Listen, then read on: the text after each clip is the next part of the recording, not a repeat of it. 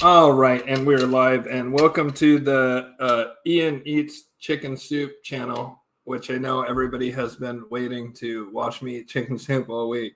I'm just getting a little bit of soup here while we're waiting for people to show up, and right now there's 0 people watching anyway. Scratch that, make it 9. Watching the Ian Eats Chicken Soup channel, which is what this channel's all about. I'm just kidding. I'm just eating a little bit of soup while I was waiting for more people to show up. But it looks like actually we already have 10 people already. So, just gonna say hi to a few folks. If you want me to say hi to you, just throw up a comment and I'll respond to you. So D says algorithm, White Lotus of Light, and of course, I find that highly amusing that the algorithm instead of algorithm. And then Josh Whitehall, a longtime fan of the channel. Good to see you. And then Catherine Wells, she's been on here for a bit, and thank you for being here. And so I'm just going to wait just a couple more minutes to give a few more people a chance to show up and me a chance to eat some of this chicken soup. Crock pot chicken soup during the winter. It tastes like 10 times better than any other time of year, I swear to God. So we're going to be talking about a number of different things here that have happened today, and then we'll be opening up for Q&A in the second half.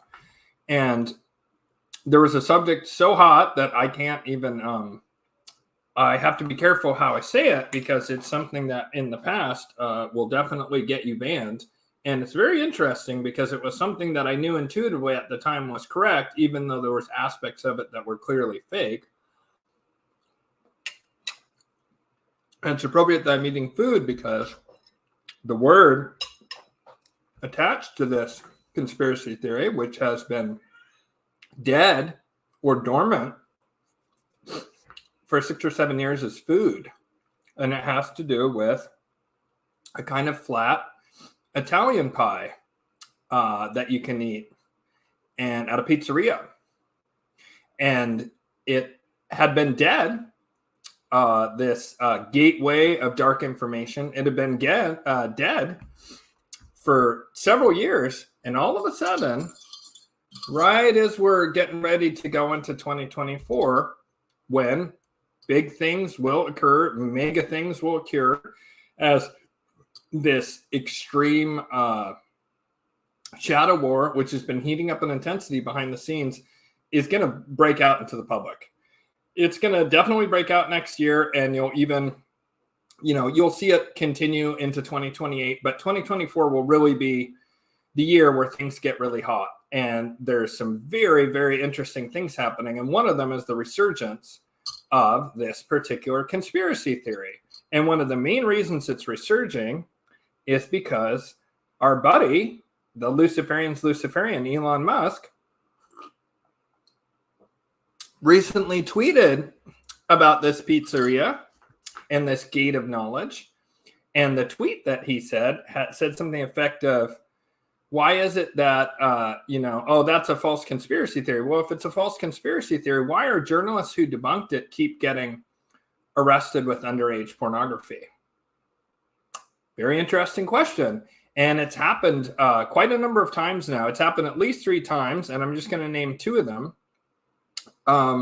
There was a very recent one happened, and again, it's been ramping up. Several of them have been arrested in the past 6 months. One was arrested a year ago, and the one who was just arrested was named Slade Somer, and he was editor-in-chief at The Recount. Funny name. And friend of former Hillary Clinton campaign chair manager John Podesta, who was the central figure in the pizzeria that led to a gateway of this dark information about the Malakians and their child harm. So he was arrested very recently, and he spent quite a lot of time debunking that whole theory. Quite a bit of time. And the other one is James Gordon Meek, who worked for ABC News, and he really went after and claimed that he had single-handedly debunked that theory. And even Rolling Stone kind of ran cover for him and didn't really talk about what he had done. He worked at the Pentagon even, which is very interesting because several years ago, there was a big story about how there was a massive scandal at the Pentagon involving underage pornography, involving thousands. Now, the milieu in which all this happens, which led to some of the revelations, like the revelation about in Margaret Thatcher's Britain and surrounding Margaret Thatcher, that there had been this really horrific pedophile ring, the Operation Dark Room, that was a major bust of Norwegian politicians, and it also spread back to England and the United States. All of this happens. All of this eruption of the pedophilia issue doesn't really happen until they turned on that data center in Utah, the NSA data center that then had the ability to, in real time, monitor all internet traffic on Earth. And they had the tools to obliterate any and all known cryptography and basically hack into any surveillance system that was remotely connected to the net, anything they wanted, including that of the elites, right? Talking elites in Belgium, elites in Italy, right? And when they did that, all of a sudden, within a couple of years of that, right? They turned that on in 2013, 2014 range. Within a couple of years of that is when this all explodes to the surface. And the working theory I have on what has caused this split and fracture between the Luciferians and the Malachians, and is what has given the Luciferians the confidence to begin withdrawing their support from the Malachian faction, is that I think they have it all. I think that they have on video proof of all these different elites, probably additional receipts, emails, all this kind of stuff, because video information is not going to be enough. I think that they have been trying to perfect faked videography in part because they're trying to squirm out of the public revelation of this stuff, which is coming. And I noticed this dead conspiracy theory that had been dead for like 6 or 7 years, all of a sudden has legs again.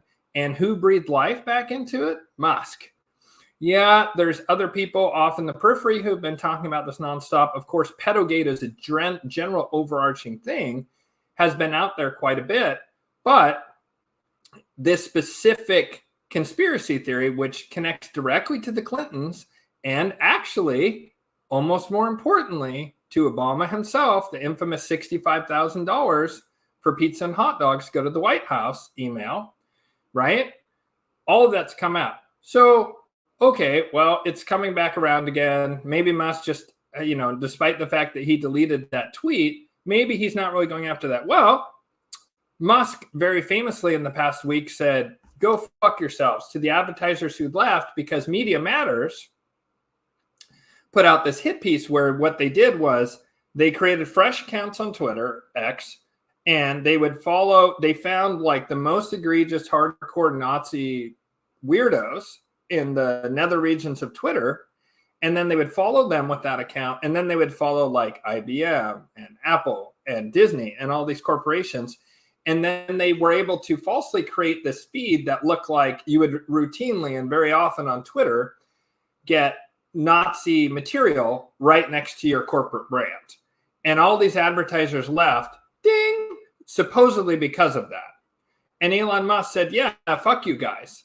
I don't give a fuck. Go fuck yourselves. Get out of here. You're going to try and blackmail me with money? I don't care. I have deep pockets. I'm not interested. He did say that he might let Twitter die in order to prove a point. I don't think he'll do that. That doesn't really make sense to me. But he seemed kind of bitter. But what's interesting is then Meta gets sued, right? Facebook gets sued by, I forget which state it is. I want to say it's Arizona. But they get sued because there's these vast pedophile networks going on down there in Arizona, but via Facebook, and that Facebook's done nothing to stop it. The same way Twitter had done nothing to stop its pedophile issue until Musk stepped in, and within 2 weeks of Musk taking over, it was eradicated on Twitter. Within 2 weeks, even Democratic-leaning organizations that are against the exploitation of children, which does exist because actually 90% of people at least hate pedophilia. It's the same reason the Malakians use it for blackmail, is the same reason that it unites most good humans, that at least 90% of people, 10% of people are maybe so traumatized and damaged and insane and ideologues that they don't see it. But the vast majority of people hate this pedophilia issue with every fiber of their being. It's just a natural revulsion because it's antithetical to natural law. So Musk was able to wipe it out. And even these Democrat-aligned groups were like, wow, he really wiped it out. So Meta gets sued because Instagram and Facebook have massive pedophile problems that have never been even slightly remotely, even a tiny bit addressed, almost like someone's letting it happen, right? Mind you that the guy at Twitter that was supposed to oversee this posted a lot of stuff about underage teen boys. He is gay, supposedly, but he talked about underage teen men and all this kind of stuff and very pedo-y sounding stuff. Before he was fired by Musk, he said a lot of that kind of stuff. So Meta gets sued, and Musk goes, hey, Disney, why haven't you left advertising on Facebook and Instagram, which they still haven't? And he called them out directly. Again, underlining and underscoring, the elites don't really care about that. In fact, they even kind of tacitly endorse it. But supposed anti-Semitism, they're all over instantaneously. Very interesting. And you see that like over and over and over again. So one of the things that's really coming out as this conspiracy theory arises again about pizzerias, right? And this gateway to really dark information, right? Take those words, put them together. Definitely that's algorithm for days, is that Obama comes up quite a lot in that, right? And most people know deep down in their body that Biden is just Obama with Biden wearing an earpiece. Obama even bragged he was going to do it right before the election or right after the election. He even bragged that he was going to have a third term by calling the shots with someone, a guy or a woman, alluding to Kamala potentially having to take over with an earpiece, and that he would just run them. It's clearly what's happening, right? And whenever Obama goes for a pee break, that's when all the senile idiocy comes out of him, or when his own pedo impulses take over and he has to sniff a little 2-year-old on live camera that Biden does all the time, that how lefties can't see that as grooming behavior is way beyond my ability to understand. But these people are cowards. That's their primary thing. They're far too cowardly to confront this evil that they face. So Obama starts coming up a lot recently. So again, you got to remember that Luciferians are incredibly smart, and they're thinking several moves ahead. So Trump has been getting crushed by all this lawfare stuff, right? They're going after Trump for this, Trump for that. Trump this week says, well, hey, I shouldn't be able to be, I think it was last week, he says, I shouldn't be able to be prosecuted for January 6th because I was in office at the time and I took, and I even tried to do the right thing, but I have executive privilege. He invoked executive privilege. Well, the court came back and ruled that you don't have executive privilege if you used to be president, even for things that happened when you were president.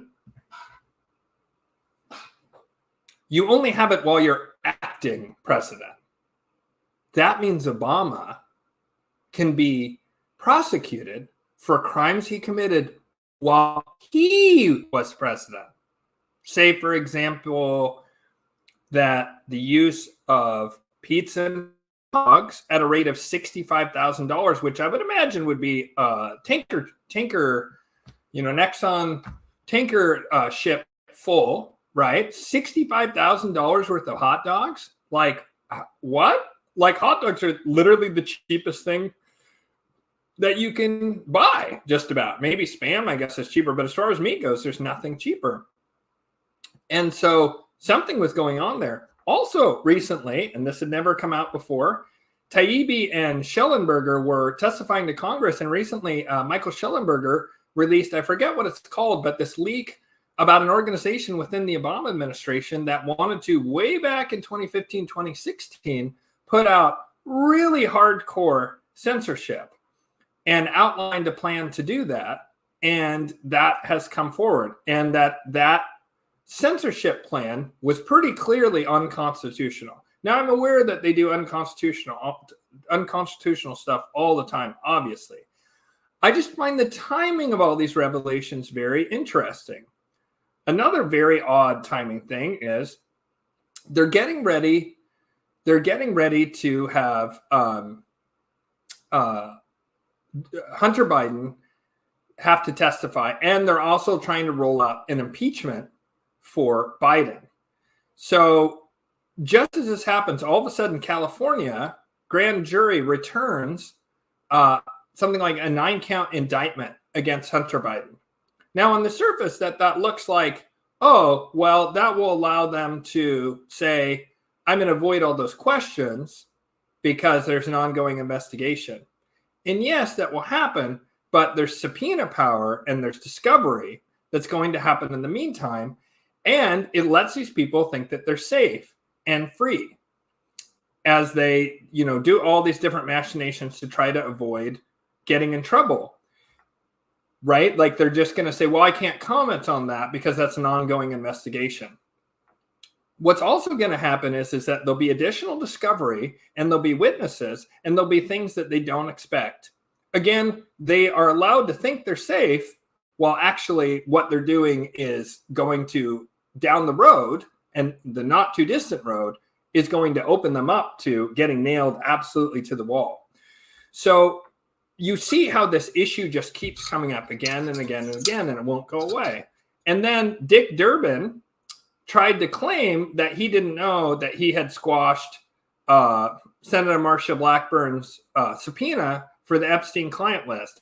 And then he goes, oh, I didn't even know that was in there. And so then she did it again, and he kind of did it again, right? And where's Durbin? Where's Dick Durbin, the senator from? Illinois, and the part of Illinois that has Chicago in it. So you see how there's this nexus around Chicago and Obama, actually, and lack of presidential immunity and the Epstein flight list, and it just keeps popping up again and again. And people in the media who previously debunked these things are getting busted for underage pornography.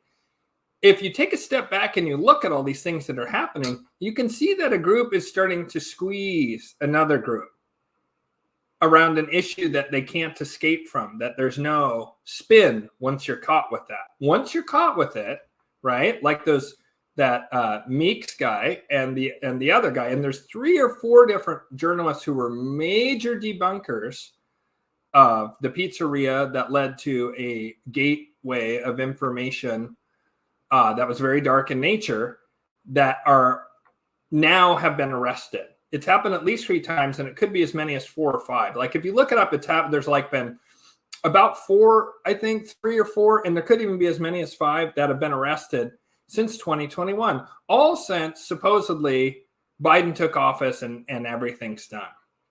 Remember a few weeks ago, I had that clip from Dr. Oh gosh, what is her name? I can't remember. If someone wants to throw it up in the chat, that would be great. But I had that woman from GBN who was the Trump campaign for Europe official person.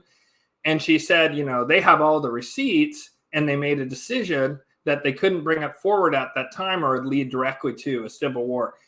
I think it's a little more sinister than that they're making sure that they release it perfectly in a perfect package that keeps the Luciferian side from any of their crimes from being brought out into the public while nailing the Malachian side as they take over. I am a lot more cynical than that with Dr. John Helper Hayes, I think her name is. And I think that extends way beyond the election, right? It extends to this pedophilia and blackmail stuff.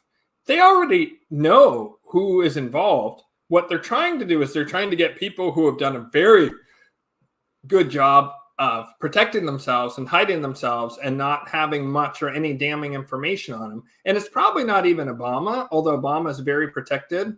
Obama's very protected because he's not too many layers of the onion outside of the real controllers. There's a picture that looks an awful lot like Obama, dressed as some kind of weird cow goddess, like trans womany person at some masquerade party. That's a legit picture. It's not Midjourney or any of that stuff. And it was at like a Rothschild place.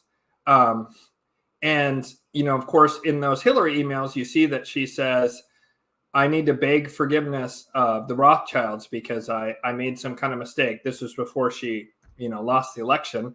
But she mentions them prominently as basically people that she has to go kiss the ring and do what they want. And even the Rothschilds are on the outer side of the onion. There's deeper layers inside of it beyond them. They just happen to be like kind of the deepest visible layer, right? The sort of money managers for these people.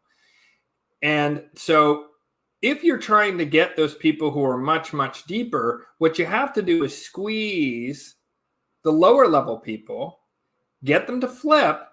And then because you don't want to have your enemy panic, right? Because of that whole principle of the Malachians will burn the house down around them rather than letting go of the levers of power.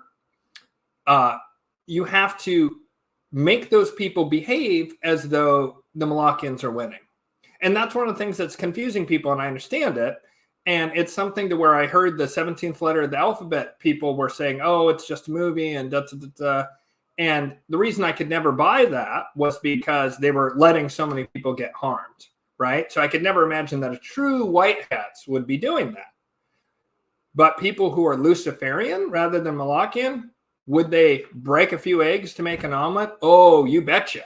They definitely would, especially if they're not directly responsible for the breaking of those eggs, meaning, sure, they didn't stop those people, but they also didn't commit the crimes, and therefore they're not karmically on the hook for that. They would do that if, in their mind, it's the way that they can get control without the Malachians burning the house down around their head. So you slowly but surely grab all these people, you turn them, you get whatever information and testimony they have, and then you set them free again, and they look like they take up their position again in the media or wherever. You can't always do this, right? Sometimes you have to also be laying groundwork of optics of that there's something going on, like these arrests of these people recently. But a lot of this is happening to where we don't even know it happens. We don't know. And in the middle of the night, some senator wakes up and there's military guys with submachine guns in his house. He's taken in the dead of night. He gives a deposition and they say, just go back and do whatever you do. Don't mention this to anyone. We're watching you at all times. And when we tell you, when we give you the order, kind of like in that Star Wars movie, execute order 77 or whatever it was, right? Execute order 66, I think it was. Then when we give you that signal, then you do what we want. Up until then, you just act as a mole for us. You gather information for us. You let us know who's on the inside, but mostly you just go about your business because we don't really need much more than you unless you're able to give us information on someone higher up the food chain, in which case we take that information, then we do the same thing to them, and we move further and further up the food chain. The thing is, there's some people who are at an administrative layer that are very powerful, that are very good at keeping their hands clean. And those are some of the people that they're trying to go after, is those people who are really good at keeping their nose clean and hiding any of their nefarious activities. I'm going to see what the Karma Delivery Service has to see here in a second. And so I'm just going to let people absorb what I just said for a second and understand that this is all going to break to the surface here in 2024 during this election year. And it looks like the Malachians are so freaking dumb that they're going to try to run out an almost identical playbook to the one they ran in 2020. Probably the only difference will be they're probably going to try and say there's some, you know, they're trying to gin up, oh, there's pneumonia and a respiratory disease in China. That didn't seem like it got a ton of legs. Like they tried to roll it out and it hasn't really, but they may very well succeed in running out pandemic 2.0. The other thing I would look for is Black Lives Matter style riots, but it won't be Black Lives Matter people this time, right? Like that's clearly they've withdrawn support there. What it looks like to me is it's going to be immigrant groups or people around the Israeli-Palestine issue, that there's going to be riots around that, especially in Europe, but even here in the U.S. with all the millions of migrants that Biden has brought in.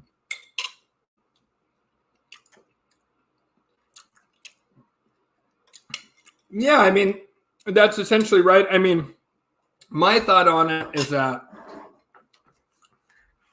the Most High is in alignment with natural law, and when you go through this particular time period where you're transitioning out of Kali Yuga into Dwapara Yuga, it's simply in alignment with natural law for the Luciferians to have ascendancy and for the Malachians to get taken out. In the long term, what you're saying is yes. What I don't agree with is people who think that somehow this is going to lead to the good guys winning, meaning that Most High people will just be on top in the next few years. Hey, look, if that's what happens, fantastic. I don't buy it. That doesn't make sense to me. That doesn't feel intuitively right. That doesn't align with the level of evolution I see among humans in general, and I include myself. I respect the position, and I would love to be wrong. My position is more cynical than that, surely.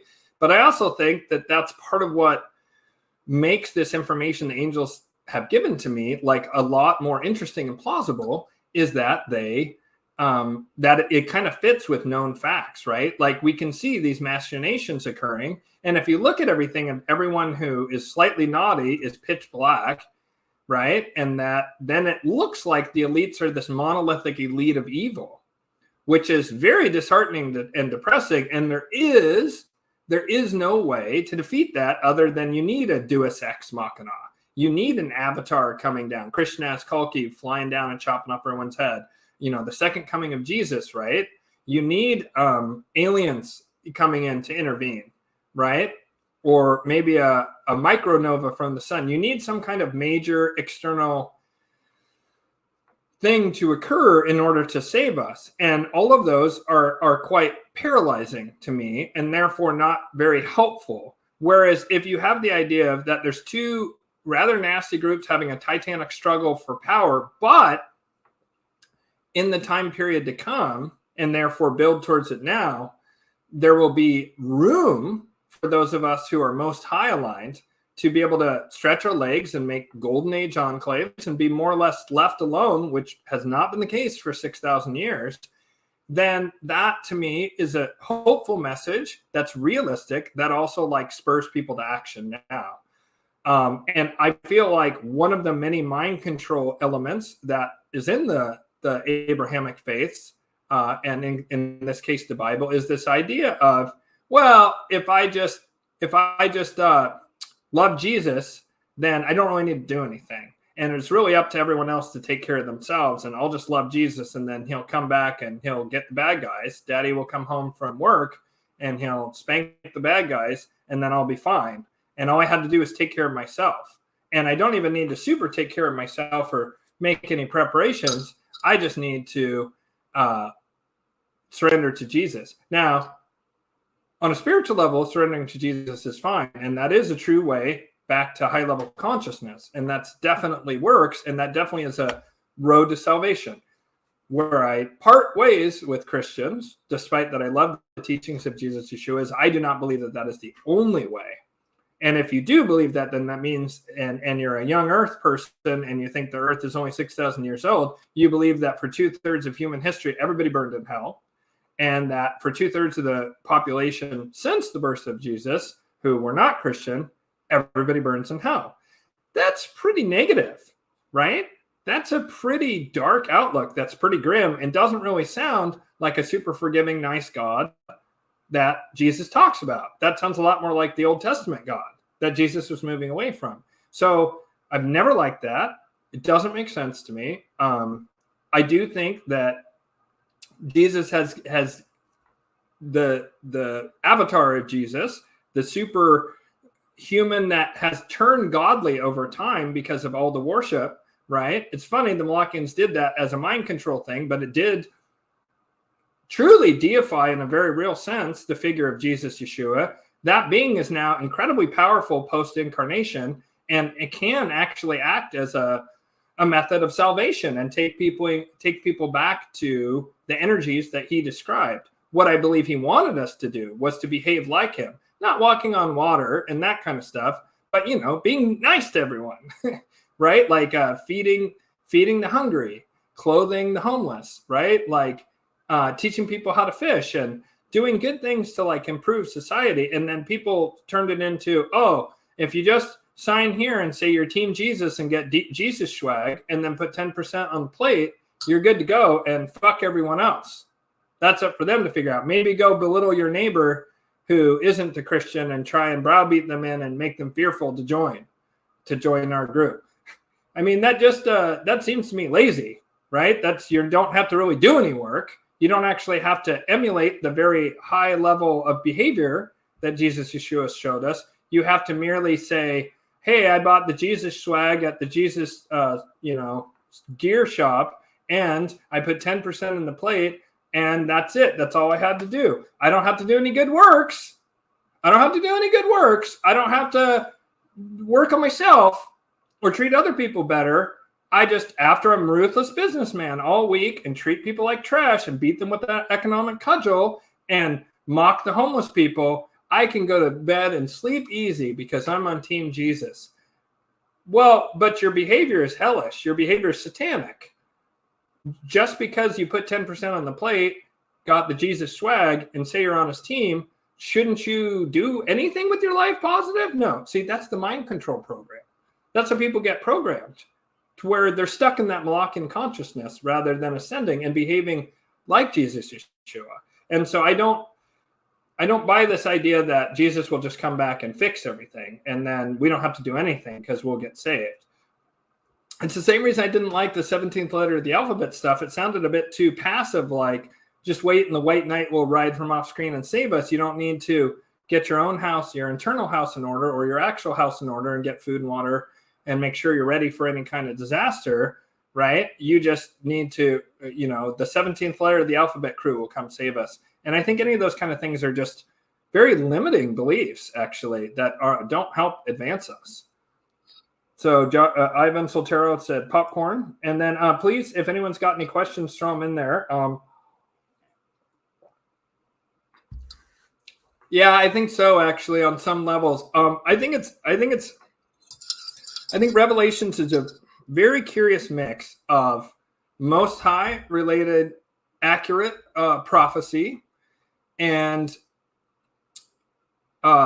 Luciferian prophecy and Malachian prophecy, all wedded to one, just as the events that are about to happen, especially in Israel area in the next 2 years, say, are exactly what you're saying. And it's a playbook in order to get people to, again, do all those things I just said. Disavow personal responsibility in exchange for an external savior figure. Now, again, you have to understand this distinction between Jesus and surrender to Jesus is a legitimate path to salvation, meaning this higher state of consciousness. Most people don't do that. Most people who are self-avowed Christians don't surrender to Jesus at that deep level and then behave like him.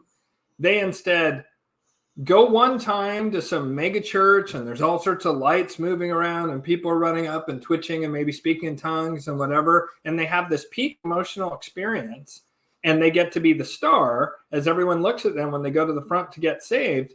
And then they kind of just go back to doing their life, right? They don't actually change anything, and they certainly don't spiritually surrender. They just do a performative, the same way where people do performative allyship with LGBTQ or black people or whatever, and then they get to go around and be morally superior to everyone. And I love all the time I see right-wing Christians point that behavior out, and I'm like, yeah, you guys would be very familiar with that because you all do the same thing. You just say Christian and do the same thing. Act morally superior, damn and castigate those who disagree with you, say that my way is the only right way, and then you don't actually do any of the supposed ideology that you have of helping black homeless people and helping homeless gay kids that are under the bridge, lefty person who's in LA. You don't actually help them. You talk about helping them a lot. You just use it as a cudgel to feel superior to other people. Is the same thing as people who claim to be Christian. They don't help homeless people. You know, they help Joel Osteen buy a 17th yacht, but they don't help any of the neighborhood homeless people. They don't do any good works. But what they love to do is tell everyone they're a Christian and that everyone else is going to burn in hell and they're superior. It's the exact same thing. It's performative. It's not true. So if you get people to believe that there's going to be this savior thing, right, and this huge tribulations and all this stuff, and you tell them, don't worry, you don't have to do anything. Just put 10% on the plate, have this label, and be performative, then it's incredibly effective as you maneuver things towards where you want. The Malachians want to put an avatar of Saturn on a throne there in Jerusalem. They want to put not the Antichrist, but just Satan himself to rule openly. But the Luciferians want to put an Antichrist figure in a very similar position. And then the Most High people want to advance the wheel forwards so we can be moving in the direction of the Most High. Now, none of this also necessarily is mutually exclusive from a return of an avatar-like figure. And you might go, whoa, how can that be? Well, the avatar would then be coming back and would be looking for people not who put a little name tag on saying I'm a Christian, but who actually behave that way and would reward those people in some kind of way. And that there would be, a clash that does happen between these forces of evil, that the forces of evil are actually visible as the veil totally falls. Suddenly demons are visible and angels are visible to common people. And that there is actually a great climactic fight between these forces. But then what would happen is there would be a withdrawing of the angelic forces who had worked alongside with the Luciferian impulse to throw Moloch back into the pit. And just as the angels didn't stop these thousands of years of Satanism and Malachianism, because it wasn't in accordance with natural law to do that, because natural law dictated that during the Kali Yugas, during this period of incarnations, humans must have this intense suffering in order to grow spiritually, right? But then reincarnate. That's the key, is you have to understand that reincarnation is a thing, which reincarnation was a thing in every religion on earth, pretty much, until Christianity, and then it gets snipped out during like the early stages of Christianity. It gets snipped out other than the reference to Isaiah as needing to return before Jesus did. I need to mute myself because I need to yell real quick.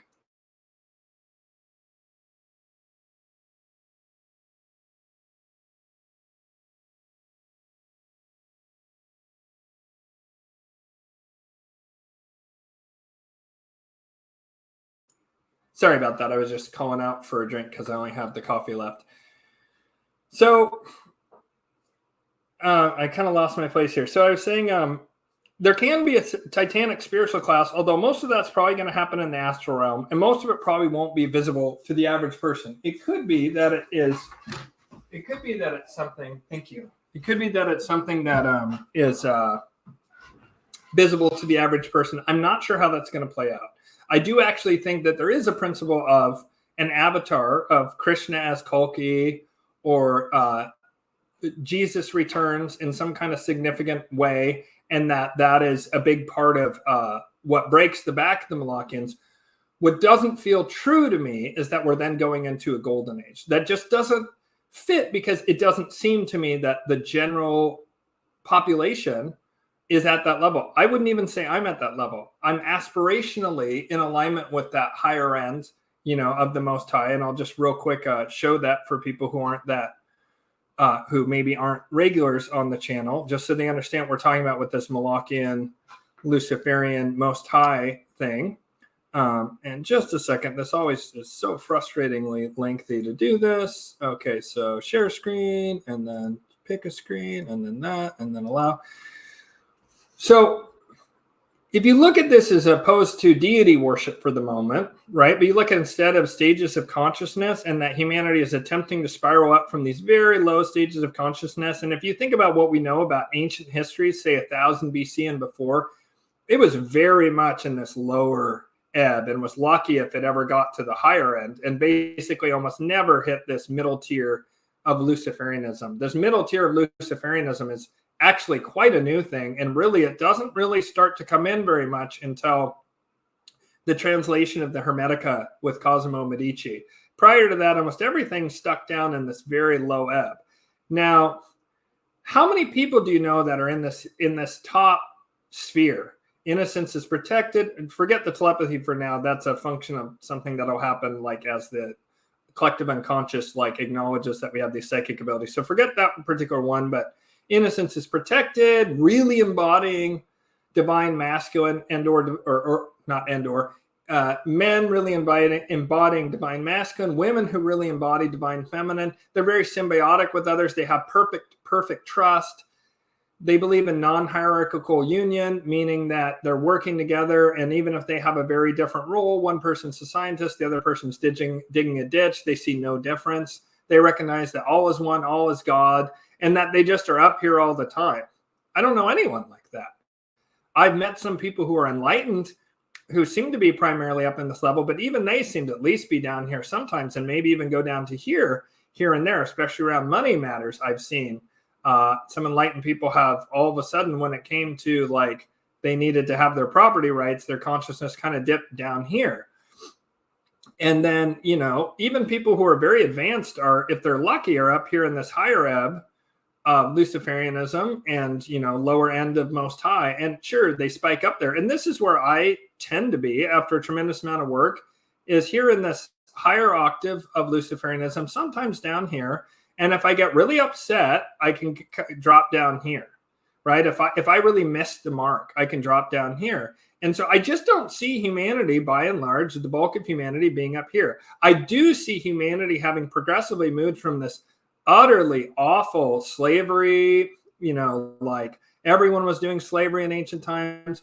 The pedophilia was super widespread in the temples in the Near East. It was just all might makes right. There was lots of torture. But over time, we've been moving up and up and up and up. And now the zeitgeist is that we're trying to move here. We're trying to permanently move out of this purple sphere and trying to move up into this blue with maybe the dipping down into this. But that the center of gravity is moving from down here to up here. I just don't see the center of gravity moving to this peg yet. I think it will, but I just don't think we're there yet. So let's keep going. Wow, there's a bunch of questions now. All right.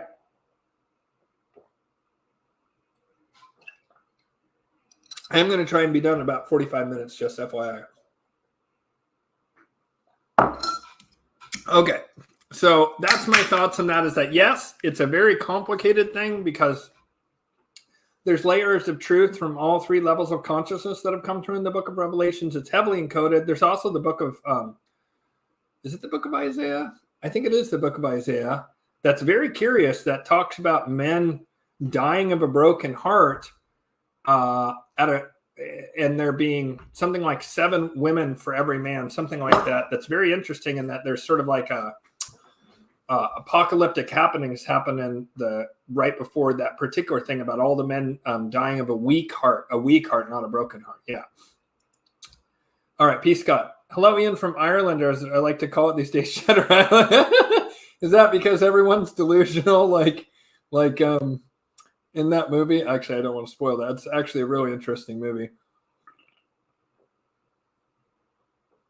Yeah. I mean, there's definitely a very obvious Malachian impulse. And again, you know, the Malachians are saying, oh, there's immigration problems. So, you know, I guess I'm a simple thinker, but if the problems are originating with immigration, stop doing that, maybe? I don't know. No? What's that, Tony Blair? Oh, I got Tony Blair on the line. He says what we need is digital IDs. Yeah, because if the digital ID was associated with the person who stabbed those little kids in Ireland, that would have really stopped it. Thanks, Tony. Ding. It's almost like you're trying to solve a different problem, and a problem that you are creating a different problem called immigration in order to create the solution to your problem of people have too much freedom. And along those lines, censorship. And I often say that, like, while there has been some very interesting headway in the form of Maloney and Now, Geert Wilders, and again, these people are Luciferian. They're not good people. I'm not endorsing these people as good people, right? I have some grave concerns, especially about Milei down in Argentina. His vibe strikes me as lower end of Luciferian. I'm nervous about him. He says some interesting, good stuff, but he also is extremely radical, and it just makes me wonder what he's up to down there. And I think that we need to look at all these people correctly. We need to look at them as that viper in a suit that you can't really trust. You can't really turn your back on them. It's just that you can negotiate with these people. Luciferians you can negotiate with, and they're going to never stop in their negotiations of trying to get advantage over you. But they're agreement capable, which the Moluccans are not. They are not agreement capable. And so Europe is by and large lost, although I will say I'm very happy to see what's happening in Ireland in the sense of I see the people waking up, and the the horses are out of the barn at this point. Like, a lot of people in Ireland woke up with these recent things that have happened, and they're not going to go back to sleep. And sudden extreme repressive totalitarian censorship regime isn't going to be comforting to these people. They're going to see it for exactly what it is. And it's going to cause more people who are on the fence who are going to see now that they get censored when they say something that they think is not that big of a deal. All it's going to do is push more and more and more people into the camp of people who get that something very serious is going on. Okay, so this next one might be a little too intense or deep in order to, okay. Well, oh man, this is a deep question. See, I love these esoteric and spiritual questions. It's just they're so deep and multi-layered that it makes it really difficult. So the Black Saturn here, what very interesting and dark name, is talking about I believe that's the name for the lowest sphere in the Cliffoth, which I'm not even going to say that TH word there that's on the screen. And the Cliffoth is the opposite of the Tree of Life. And instead of having Sephiroth, it has these spheres that go all the way down. And the lowest sphere is Moloch. And that's accurate. That is the lowest emanation of the astral. It's interesting that you mentioned Samael, because Samael plays a huge and critical role. And this is stuff that's been given to me directly by Gnosis. So Archangel Samael is the Archangel of Mars. There is also Samael, the fallen aspect of that being, which is part of the Cliffoth. How can that be? Well, we live in a time, the Kali Yugas, where there's chaotic duality and extreme polarization. And so most beings who incarnate in the Kali Yuga tend to, both mentally and also by attribute and being, fall into that extreme cleavage of one polarity or the opposite. It's part of the reason why, if this information that I'm talking about in this series had come out 10 or 15 years ago, it would have gotten no traction. Nobody would have had any interest, because being deeper in the Kali Yuga 15 years ago, people would have been still struck in, and I was still stuck in, this much more polarized thinking. What's happening now is that we're becoming more sophisticated and seeing layers of meaning where one thing can be multiple things. And this is just happening collectively. I happen to be an example of this, right? And probably people who find the material on this channel intriguing are an example of this. But more and more people are seeing multiple layers of meaning. Let me give you a concrete example of this multiple layers of meaning thing, and then I'm going to get back to Samael. In the book of Psalms, if you read it, it just sounds like some beautiful kind of poetry. What most people don't realize is the book of Psalms is encoded angelic magical calls. When I do my angelic magic practice, I speak the Hebrew of the book of Psalms in order to summon specific angels. See, on the surface, it'll read something like, "In the land of the cedars, where the snow-capped peaks, the shadows come down onto the branch," right? But when you say those words in Hebrew, like "Kosu hariim tzoah ba'anafeha arzel," when you say that, you're doing an angelic call to Arzel. But the words read literally as as the darkening of the branch of the cedar from the snow-capped mountains in Lebanon, the place of the cedars, touched down upon the branch. So on the one hand, it's a piece of poetry, but on the other hand, it simultaneously is also an angelic call, right? There's also the story of the resurrection of Jesus. For 3 days he's in the tomb, and then he rises again. And his birthday is the 25th of December.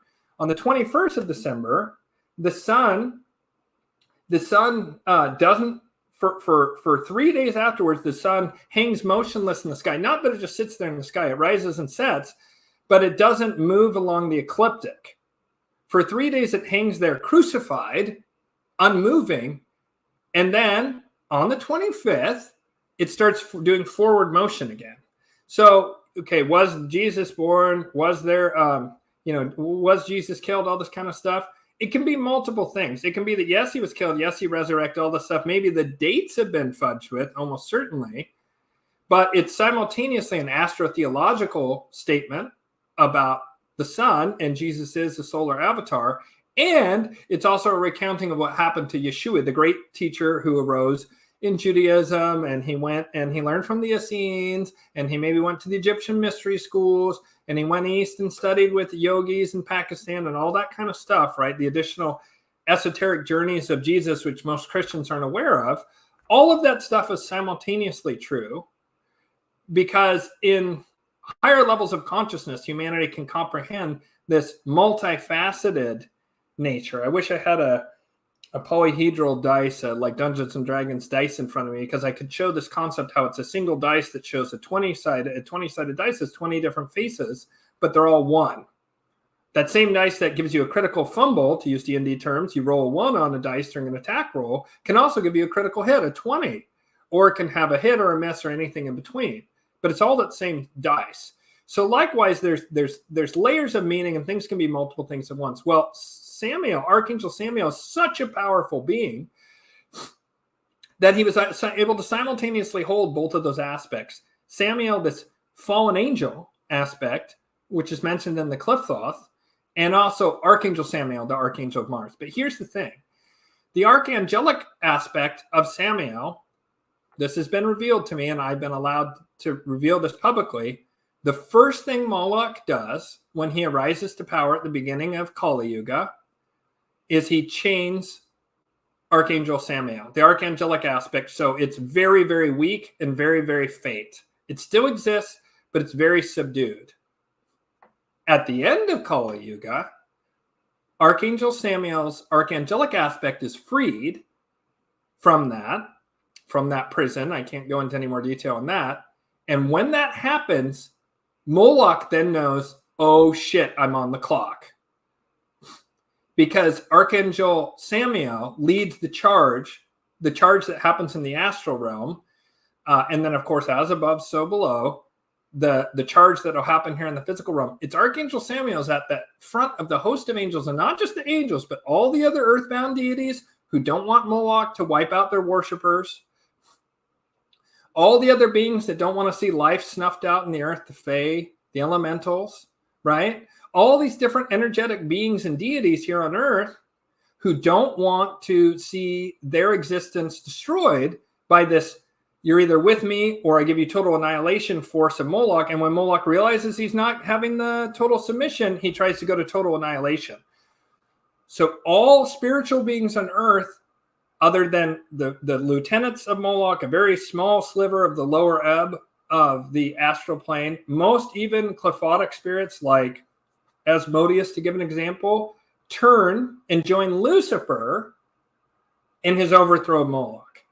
But the being that leads the charge and the being that makes Moloch know, oh no, I'm done, is actually Archangel Samuel. So that's probably not an answer you expected, but that is what has been shown to me by the angels. Okay, so I'm going to try and go in. Hey, Alex, how's it going? So Alex is awesome. He's a numerology expert, and he was in one of my archangelic magic classes, or not archangelic, my regular angelic magic classes. I guess that's made me thinking that it'll be in my future archangelic magic class. I just did his chart this week, and hopefully that was good for you, Alex. I know it was pretty detailed and interesting. Yeah. So Good to see you, Alex. Daniel Zach Smith saying, hey, buddy. Hey, how's it going? I've done Daniel's chart. Daniel was also an angelic magic student. And if you guys want to maybe just drop a little note about what your experience was of that, whether it was useful or helpful to you. And I think it'd be cool for other people to learn a little bit more of that from someone other than me. So Ivan Solter says, is that a copy of the Ars Notoria Grimoire over your left shoulder top shelf? It's over my left shoulder. I don't think so. I'm not sure. I have a lot of esoteric books up here. I don't think so. You said top shelf. These are generally more sort of like pure holy books, with a few exceptions, like some books on Tantra here. Yeah, no, I would say no is the answer to your question. I just wanted to look. I do have a fair amount of, occult books. Like I have, the rather extensive, right there. Those 4 are the Hermetica. Let's see. Gosh, it's so weird because it's opposite. Right there. Oops, let me go this way. Right there, those are the collected works of Dr. John Dee, Queen Elizabeth's astrologer and magician. So, I mean, I do have a lot of occult stuff. Most of my books over there are Vedic astrology books more than anything else. And then I don't know, I have lots of different sort of occult esoteric books. I try to keep it high vibrational. I have some that are lower vibrational, like that Book of Saturn or Game of Saturn book that I mentioned on this channel a lot, but I just stopped reading because I realized it was a dark occult text, meaning it's not just a text describing dark occultism. I believe it's actively attempting to change the consciousness of the reader in a darker direction. And once I realized that, feeling its impact on my own consciousness, I haven't completed reading it, which is a pity in a certain sense because I'm super curious about additional smoking guns in there. But I found enough to like sort of satisfy this Malachian theory that I don't really feel like I need to sort of sully my mind and lower my vibration to understand it more. So that book sounds familiar, though, what you're talking about, Ars Notoria Grimoire. Does race and genetics play any role in spirituality, and why are all the elites white?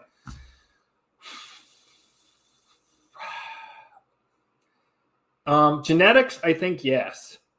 Which does then sort of imply race.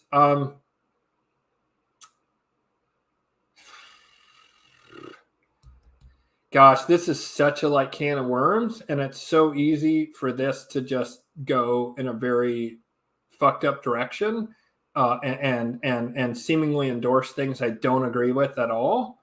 My ex-wife, who I love very, very much, very, very much. She is Puerto Rican and Black, and she is like one of the most intelligent, brilliant, and amazing women I've ever known. She was very, very damaged, unfortunately, for her, and it just didn't work between the two of us. I've had tons of friends, some of whom are very spiritually advanced, who are people of color. Not all elites are white. I don't really agree with that. What I will say is there's certain sacred bloodlines that have really intense karmic roles to play during this period of time that do tend to be clustered in Caucasian bloodlines. And I don't think that therefore implies any inferiority or superiority. It simply means that the karmic pivot during this period of time does seem to be around white people to a large degree, for both the positive and the negative, right? Because like the evil people are pretty much, they're not all, there's Asian families in particular, and also Arabic families in particular that are in that milieu. I don't know if you consider Arabs to be white people. I consider them to be a separate group. But the majority of the really nasty people are white, I would agree. It doesn't mean that therefore white people are evil any more than it means that because most of the wealth is held by white people, or a lot of it, that therefore white people are better. Like, neither of those is true. Those are essentialist arguments that are kind of trash. That said, there's a lot of karma. That's part of the reason white people are taking it on the chin right now, is because collectively as a race, and there is such a thing as racial karma, there's a lot of karmas that are ripening. And that's why white people, I think, lined up in droves to self-depopulate. Right? And so did Asians. And who has been running roughshod over the world? White people and Asians. Right? So, yes, there's certain important bloodlines based on karmas, to where it sort of builds on itself, right? Like, more white people doing bad things, there's more karma, there's more of a need and a chance and a pressure for people in those bloodlines to redeem those bloodlines. I can say that, to be super careful about this one, I can say that I recently have come into contact with someone who is from a very storied bloodline, a name that everybody would recognize instantly, and they seem to have incarnated in their family to redeem that bloodline. And they are white. I will say that much. That doesn't narrow it down too much. I have to be careful with that one. Stick. It's a sticky question. Yeah, Ars. Good. I knew it was the Ars. I knew you meant the Ars Notoria grimoire. That sounds like a darker grimoire to me, and I don't have pretty much almost any of those. I have some about astral magic, as in capturing the essence of the stars, the Picatrix. I have that over there. That's of middle of the road vibration. Same thing with the Hermetica. The Hermetica is really just like, here's the principle operating powers of the universe. Use it how you will, right? Neutral.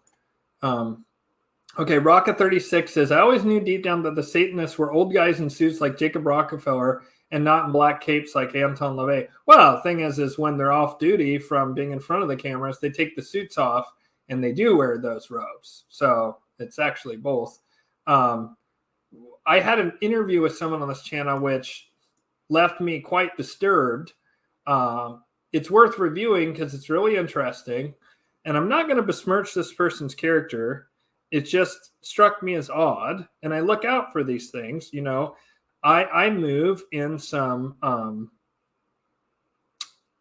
don't know, esoteric and occult circles. And you're going to meet people, you know, I often say in this channel, not all Masons are evil, but certainly not all Masons are good, right? And the Masons, a lot of Masons will claim all Masons are good, which is laughable, right? And then a lot of outsiders will claim all Masons are evil, which is equally laughable.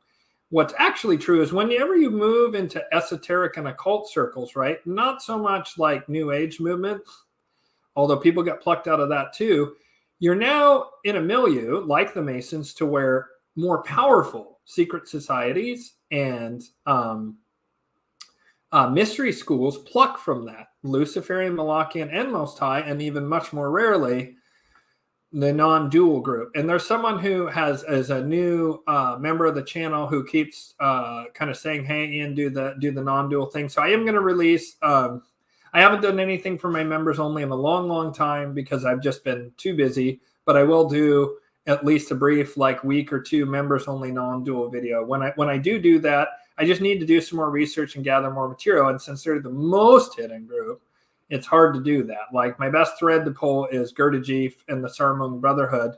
I need to see if I can find some other ones. There used to be good information about the Great White Brotherhood, which is not white, nor is it brothers, going back to Stick's question.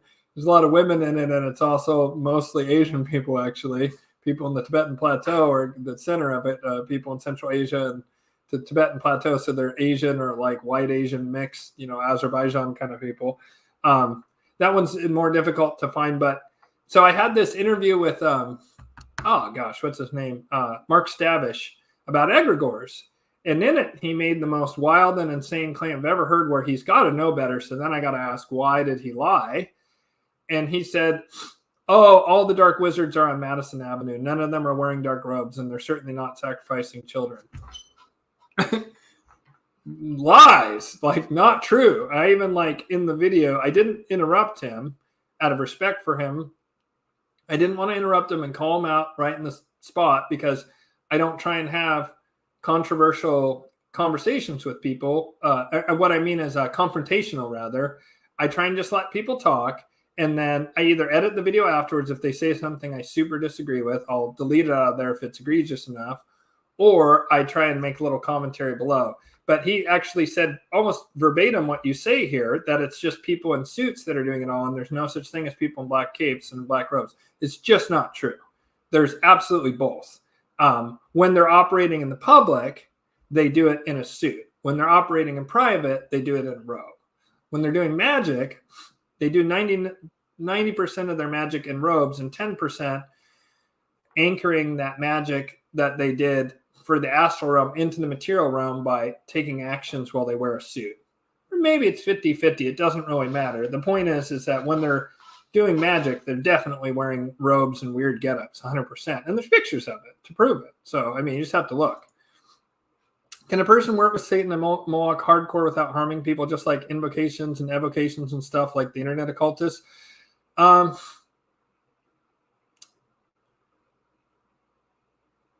If you mean, can they establish a relationship with these beings?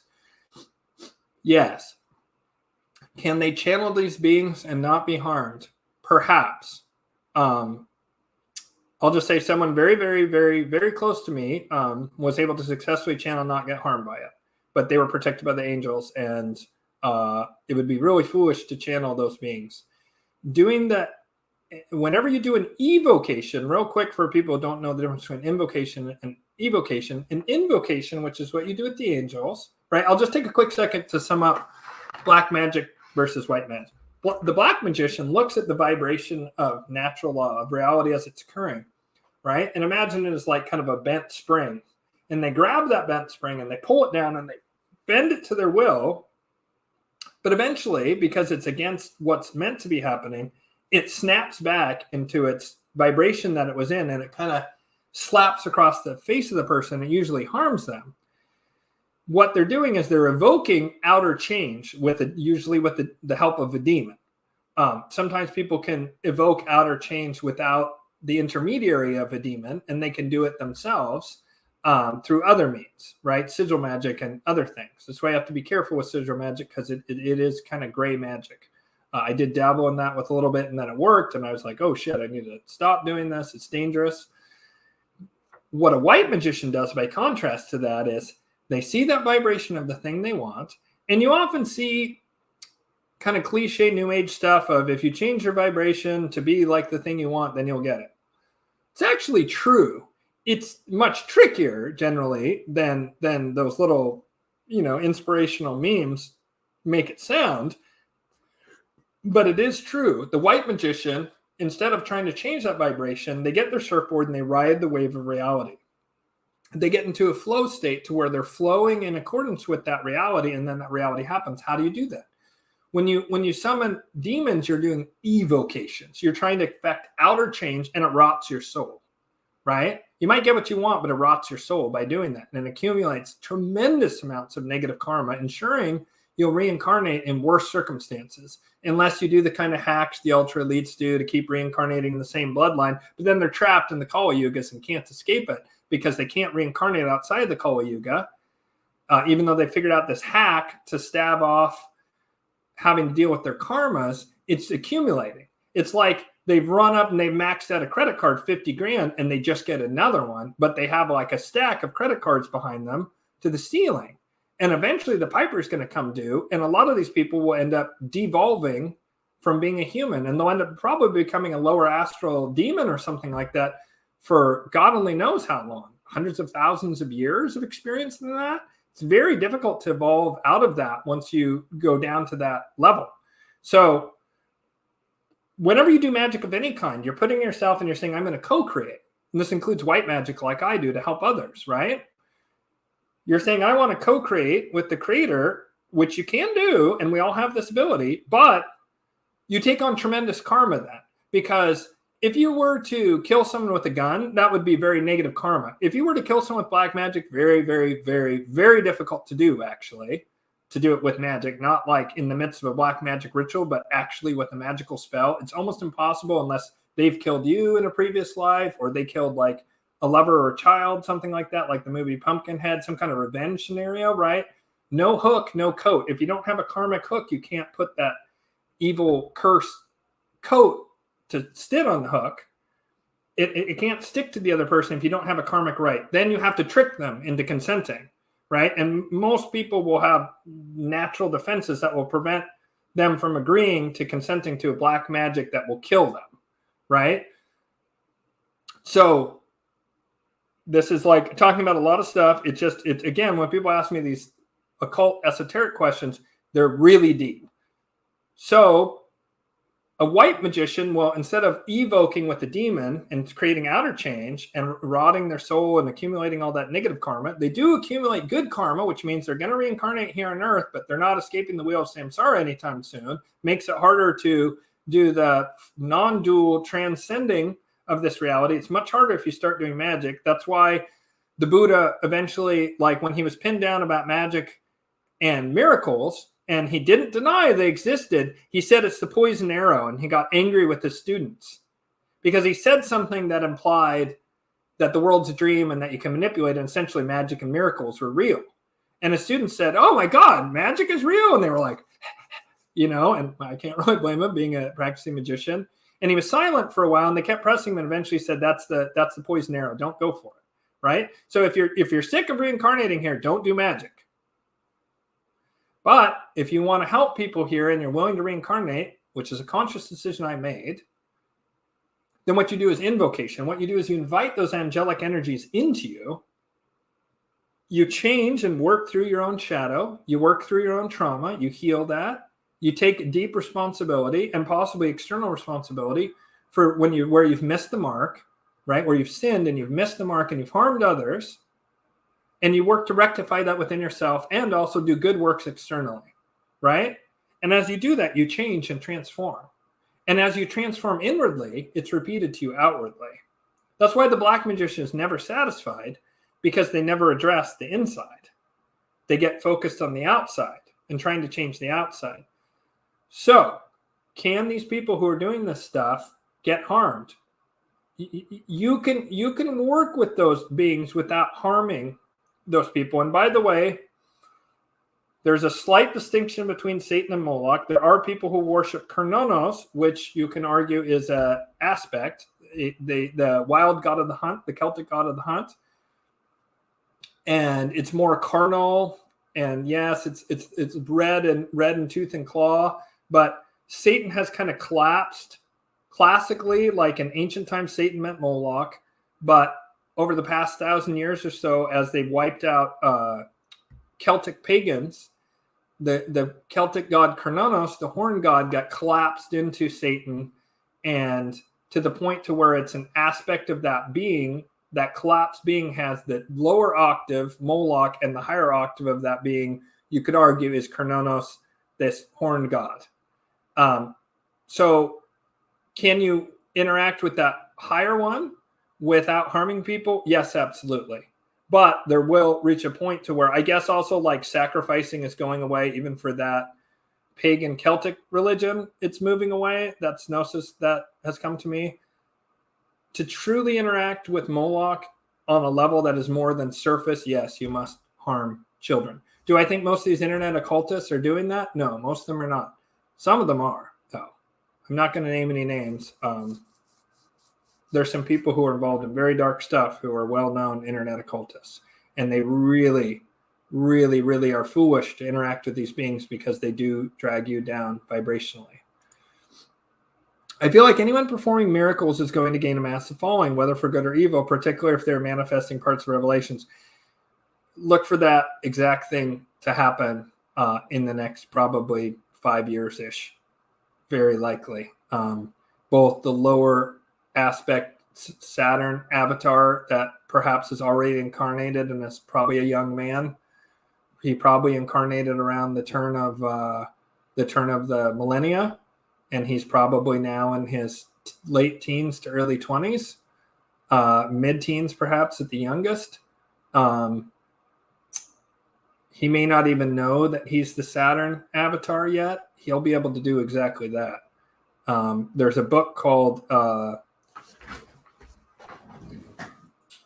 gosh, it's somewhere on my wall. I can't even remember what it's called. Gosh, can I find it quickly? I don't want to take too long looking for this. I'm hoping it'll jump out at me. I may have let someone borrow it, and I cannot recall the name for the life of me. Well, unfortunately, not unless I find it here in the next few seconds. I'm just going to have to give up on this.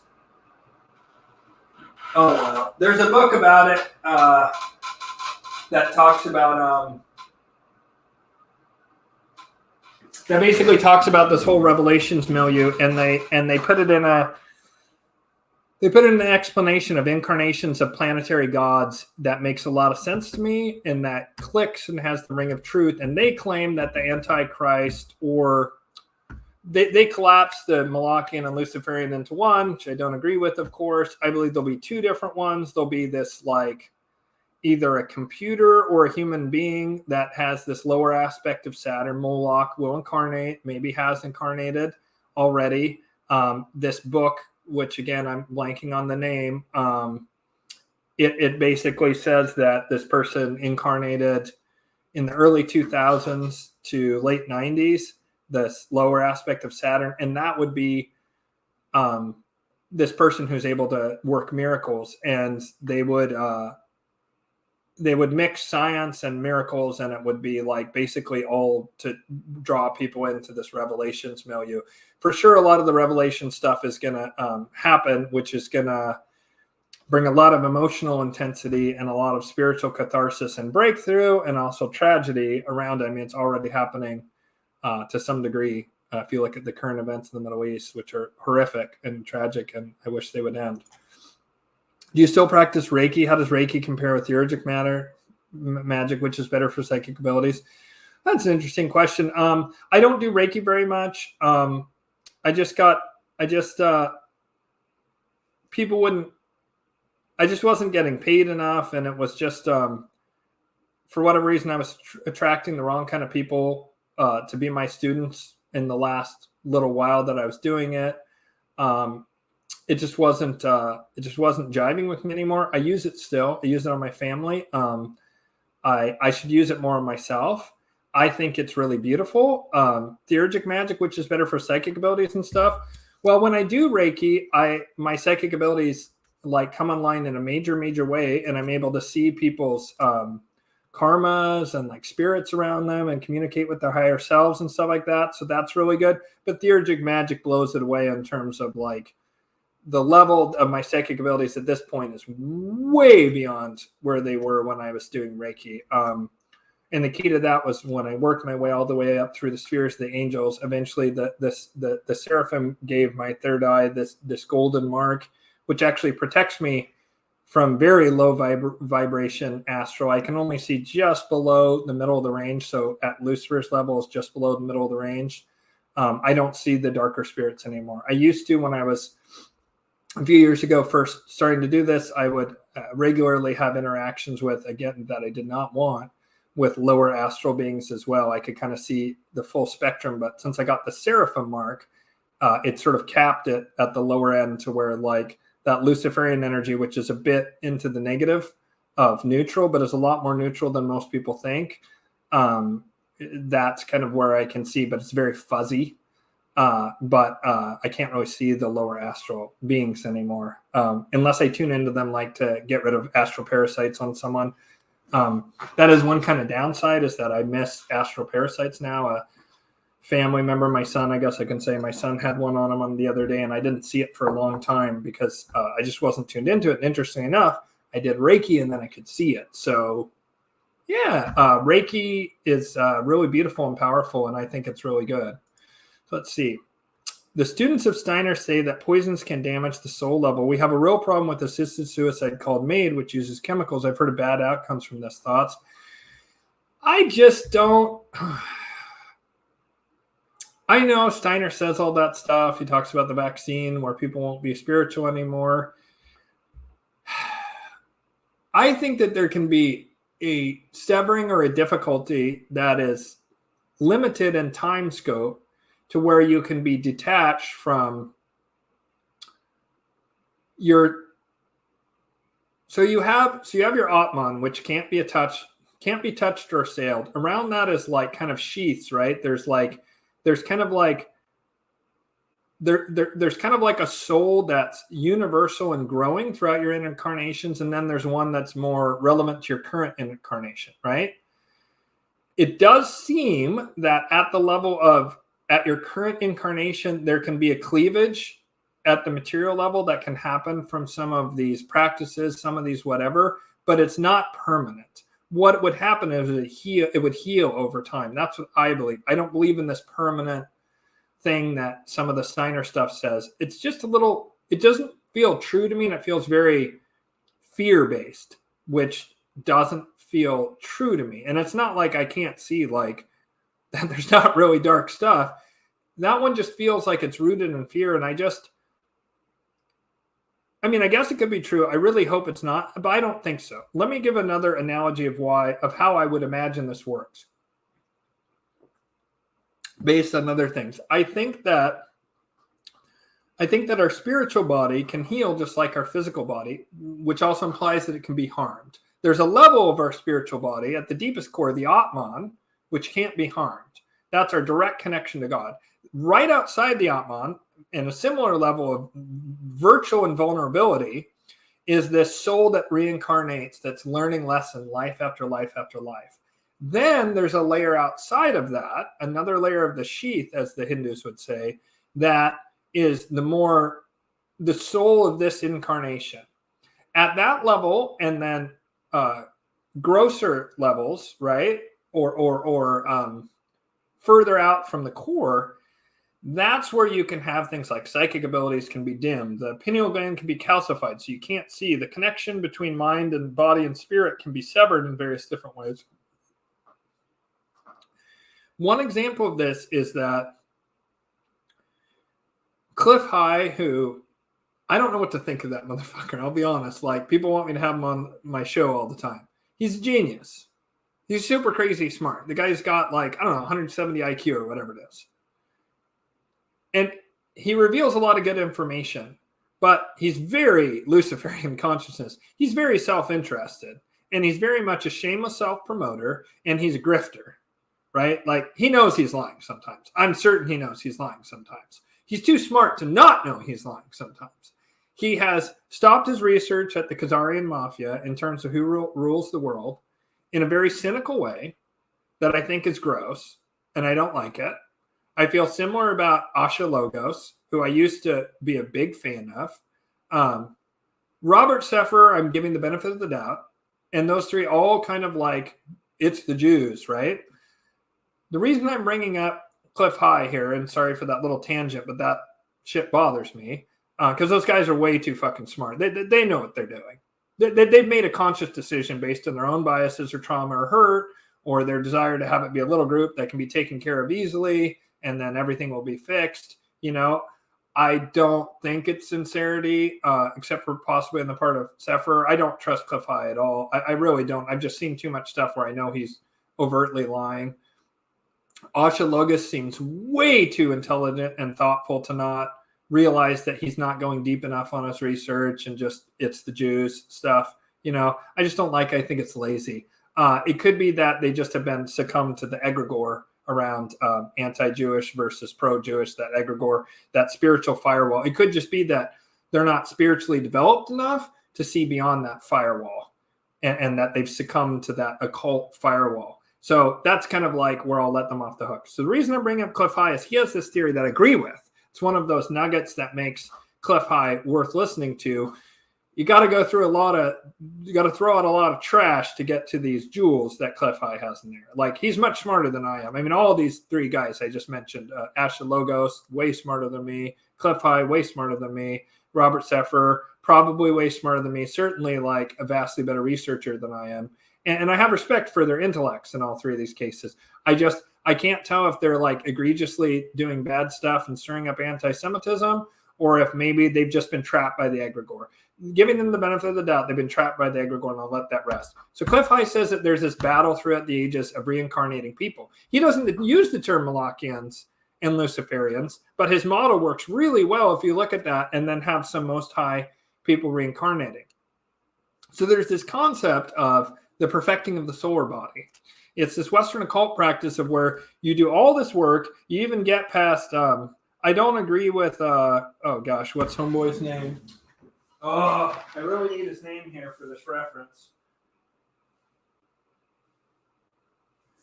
Am I going to find it in time? Because I don't want to spend much longer. Damien Eccles. There we go. Damien Eccles is interviewed on, and everyone who's interested in this sort of stuff should look into it. Damien Eccles is interviewed on a show called Midnight Gospel, which has the guy who does the voices and the art for Adventure Time. And he interviews people on a podcast, and then they create this like insane psychedelic madness cartoon that loosely follows, if at all, this conversation between this one guy and various people on the show. And he has Damien Eccles on one time. And Damien Eccles in this gave a key piece of research that I then researched, and it made something of my own experience suddenly make sense to me. And that was this concept of the perfecting of the solar body. He claims that crossing the void is the same as, or crossing the abyss is the same as enlightenment in the East. I disagree. I don't think so. Enlightenment of the East is like you completely detach from the all the karmic bonds and dissolve it, and you return to source, and that you attain the highest level of consciousness. I disagree strongly with Damien Eccles on that, but he claims that you cross the abyss, but then you can go beyond that, and you can do various different techniques and perfect the solar body. And what that allows you to do is, remember I talked about how there's these layers of the soul to where there's like the deepest Atman, then there's the soul that's accumulating all the knowledge from all the different incarnations and mostly just evolving spiritually. And then there's the soul that is like more conscious in this current incarnation, right? That level, if you perfect the solar body, you're able to basically keep the knowledge, especially the occult knowledge, of all prior incarnations. When you reincarnate, you don't have that veil of having your mind erased when you reincarnate. Cliff High says, I don't know if he uses that term, but he says that ancient Egyptians in particular did this quite often. And that, so a lot of these people, it's very difficult, bordering on impossible for the Malachians to do it. They can do something similar. Perfecting the lunar body is the term I use for it. That's probably not the actual term. But they're able to keep a tremendous amount of their information. And as part of that hack they do where they reincarnate in the same evil family bloodline over and over and over again to stab off the karma, they also are able to keep a lot of their occult knowledge through this practice. But each time it's like they're doubling their karmic debt or tripling their karmic debt. It's actually quite kind of sad, because they're these beautiful beings of light. We all are. And they're trapping themselves in like the most bitter, horrific darkness for eternity. So they're able to do that. And what they figured out is that if you torture someone to death, especially burning them to death or drowning them to death, it can cause that layer to kind of like break up. And it takes many, many, many incarnations for that energetic body to reconsolidate and heal. Eventually it does, but it takes a lot of incarnations in order to heal that. And so part of the reason I'm such a good astrologer and I'm such a good magician, I remember when I was with my ex who was in the dark magic and stuff, she was always like, how do you know that? How do you know that? How do you know that? Because she would give me some nugget of like extreme hidden esoteric and occult principles. And I'd be like, oh, and therefore, da, da, da, da, da, da, da. I would just somehow know it. And I would just be able to do stuff. And she was always just like, how can you do that? How can you do that? How can you do that? I've learned that I believe that prior to the Kali Yugas and the last Dwapara Yuga, I even probably know the name that I had back then, I perfected my solar body. However, sometime in the past intervening 5,000-ish years, and maybe multiple times, I was burned to death is what I think happened. I think I was burned to death. I think probably as a Templar. I'm not certain. And it didn't destroy that solar body, but it dispersed it greatly. And now in this incarnation, it's almost completely healed. And I believe by the end of this incarnation, it may very well be healed. And that I'll be able to then in my next incarnation, I'll come into it with the full awareness of even prior incarnations. Because I do often see my past lives. And I do just, I have a level of talent that doesn't make sense with the amount of effort I put in. I mean, that's not to say I put in no effort. I put in a tremendous amount of effort, far, far more than most people, but the output I have is way beyond what it should be. And I believe it's because of this principle. So what does that have to do with your question? So let's say you can detach people's spirit at the level of this level of soul that is, you know, the more personal to this incarnation. Even if it cleaved you away for some period of time, that energies would then heal, because they do heal, and they heal better than the body. They heal better than the body. What I mean is that I don't believe there's any way to do it. I don't believe in that you can. My understanding is you certainly can't touch the Atman at all. That cannot be touched. And even that layer that's right above the Atman, the soul that keeps reincarnating to learn spiritual lessons, I don't believe you can harm that either. The individual soul in this incarnation, clearly you can harm it. And when I say that the black magicians are rotting their soul, I'm talking about that layer.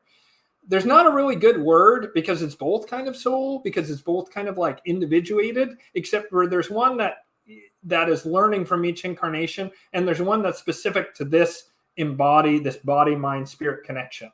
That one, I think, can be harmed in the way Steiner says, but it's not permanent. Eventually that person will reincarnate, and you're always, always, always given a chance at redemption. Even these super dark magicians can at least always see angels. They're always given a very narrow, very lengthy path to go back. I actually know someone from when I was with that dark woman who was a warlock. He's about my age, maybe a little bit older. And for years, decades, he taught people how to do black magic. And then he calls them the Imperium.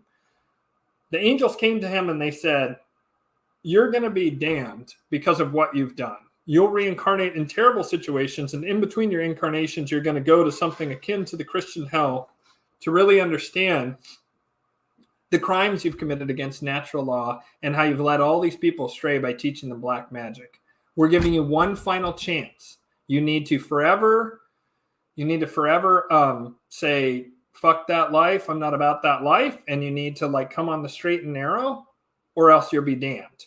The angels behave very differently towards this guy than they do towards me. They're incredibly loving to me. They do go, hey, Ian, when you yelled at your son, that's not okay. That's not acceptable. Stop doing that. They're very firm with me when I sin, when I miss the mark, but they're super harsh with this guy.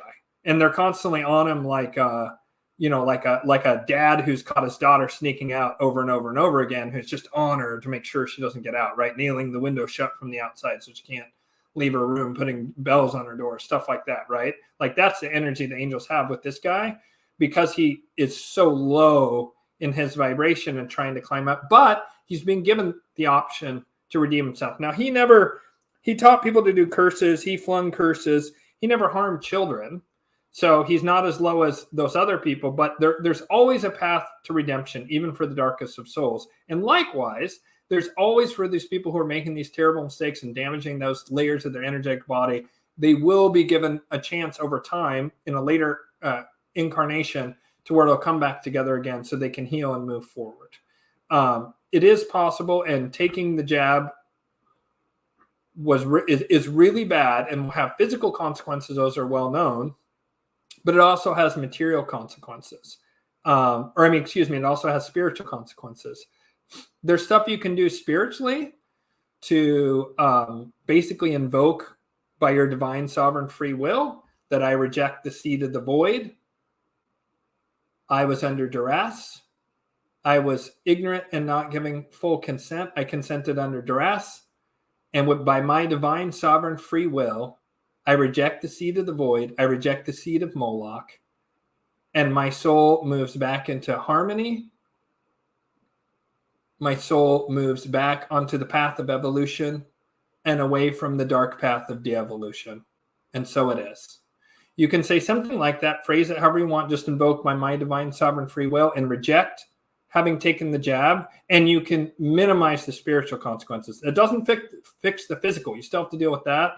But that minimizes the spiritual consequences. Spiritual consequences are, this was a big test, and if you took the jab, you took the seed of the void, you took the seed of Moloch, you do need to make a conscious effort to declare, I reject it, such as what I just said. That was just an ad hoc off the top of my head.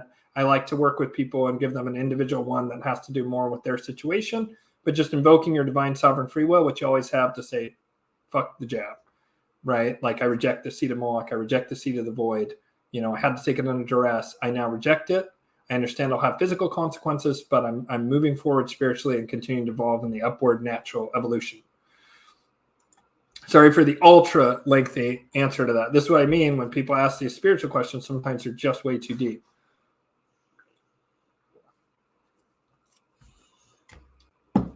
Well, I don't agree with that. I have not seen that interview. I don't agree with that. That to me is just more. That's just more mistake between Luciferian and Molochian. It's definitely like a Molochian. Are they from the original tribes? I don't think so. They're Rodanites. They're Babylonians who, remember, Babylon comes first, right? Like Babylon existed for a long time before Abraham was born. So Babylon exists first.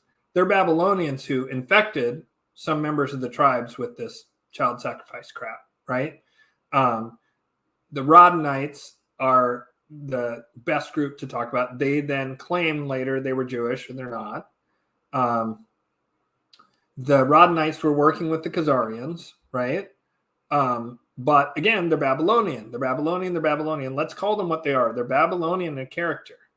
And the Rodanites were working with the Khazarians, and they also worked with the Tyrians and the Carthaginians, and really are the seed stock for both groups. Are there members of the original tribes who are involved with this Molochian stuff? Yes. Are there members of the original tribes who are going to be instrumental in overthrowing this Molochian tyranny? Yes. Those someone asked earlier about genetics and bloodlines and race and stuff. And I will say that those original tribes are very important karmically, as are those bloodlines that extend back to Babylon. And those people are, white-ish, right? They're not, I don't know whether you would call Iraqis white. If you would, I guess they're white. But they're Iraqi, right? Or Lebanese, really, right? Because Babylon's in Iraq. So I haven't seen that interview, so I don't know. Maybe he has some information I'm not privy to, but based on my understanding of things, I reject the term Luciferian there. It seems sloppy to me. Or it's not the way I would use that term, is perhaps better put. Okay, let's see. Do you think Archangel Michael could be tied into a darker angel specifically? No, and I won't say that other being's name. No. Those are they're very, very, very distinct. There is a that's the way most things went. You'll notice there's 72 angels, Shem angels, right? Those are the named angels, the angels that are closest in the vibration to us. And there's 72 goetic sigils. So there's a linkage. And in a certain sense, those beings are like, they create balance, right? But what happened is those beings chose to split into those extreme polarities. Or we perceive them as such would be better put, as our consciousness collectively went into the Kali Yugas. Don't say fallen angels' names. Fallen angels are very often much, much, much worse to say their names than even qliphothic spirits. They're quite dark, and that fallen angel you mentioned there is exceedingly dark. Some angels have a bad reputation, some magical communities for some reason, like Metatron, for example. Oh, yeah, that's people just, some people try and force the angels to do like bad works. And then they're like, hey, why does it have like a bad impact on me when I try and, invoke Archangel Michael to curse someone? Well, I think your answer is in your question. So yeah, people say all this stuff. Again, the proof's in the pudding for me. My experience of the angels, working with the angels, and I can only relate my experience. I can't relate what other people do. And I do see people do all sorts of curses. You can work with archangels even, and a lot of demonic spirits at the same time. And many, many, many magicians do exactly that. But when you do that, you don't understand the fullness of the angelic realms. And you can never go to the higher levels. These people who are working with both will never get past the principalities, never, let alone move their way up to virtues and powers and dominions and Ophanim, cherubim, and seraphim, right? I had to make a choice. Would I be wanting to go further up that vibration and therefore reject the lower astral and not work with them, or I would be blocked from moving my way higher? And that was an easy choice for me, right? And because we're still in the Kali Yuga, I polarized myself to a tremendous degree towards the celestial current. And I experienced the angels very differently. Depending on your level of consciousness, you'll experience the angels differently. If you have a very low, dark level of consciousness and you interact with the angels, they can be terrifying. Hence, be not afraid, right? When I first interacted with the Ophanim and I wasn't ready, my vibration was too low, and I actually channeled the Ophanim. It was like I channeled them at like 11:30 at night, and it was like a 15 or 20-minute channel. When I channeled, I couldn't help but shout, like almost at the top of my lungs, the messages that were coming through from the Ophanim. And it felt like I've been tasered before. My physical body's been tasered before. I know what that feels like. And it felt very similar to being like nonstop tasered while this message was coming through. And I couldn't sleep until the next day at like 8 a.m., even though I was exhausted. And they were kind of terrifying. Terrifying is not quite the right word, but I was so awed by them, and they felt so powerful. And my vibration was such a poor match for them that it was like I was being tasered. And they were, a bit scary, right? But that was because my vibration wasn't high enough. I interact with the Ophanim twice a week at least, and they are wonderful. And I don't experience even a slight bit of fear. I don't even experience fear with the seraphim at all. I experience majesty and awe, but I don't experience fear. So most of these people that say angels have a bad reputation, no. They're projecting their bullshit out onto the angels. They're up to bullshit, and the angels reflect that back to them to a certain degree, and then they're blaming the angels instead of their own poor motivations, their own lack of healing of trauma, their own shadow and projection. My experience of the angels is they have helped me as I surrender to the celestial currents. They helped me get rid of a 27, 28-year addiction to hardcore pornography. And I mean, I'm so addicted. It was like a multiple times a day thing quite often. Not always. I'd have these stretches where I'd be able to not look at it for a while, but I'd always come back to it, and it was rotting me, and it was making me, I wouldn't even say anything to women, and they would know that there was something very off with me. I was much, much, much angrier before I started working with angels. I was much, much more thinking I was the victim. I'm the victim. I'm the victim. All the circumstance in my life, it's not my fault. It's because I was abused when I was a kid, which was true. And that abuse did set me back, and that abuse did limit me until I healed it. And now it's like energy that I can use for compassion for people who have likewise suffered the kind of abuse I suffered. And I can help them because I can come from their perspective. It doesn't come off like bullshit because I can say, yeah, I've been there, dude.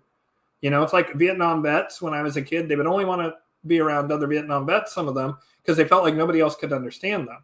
People who've had severe childhood trauma kind of feel that way too. And so I can work with them in a way that people who didn't have that background will come off as hollow platitudes. I can say, no, I was there, dude. Right? I experienced similar or worse quite often. I have met people who've had worse abuse, not a ton though. And that's not like a badge of honor. It's just to let you know, no matter what your abuse is, you can heal up from it and come back from it. I'm telling you, and the angels can really help you. But the angels have just made me a way better person. I give to charity more. I help people more. I don't allow my own bullshit. I hold myself to a higher standard than I did before. And so a lot of people don't experience angels that way. It's because you're doing it wrong, sir.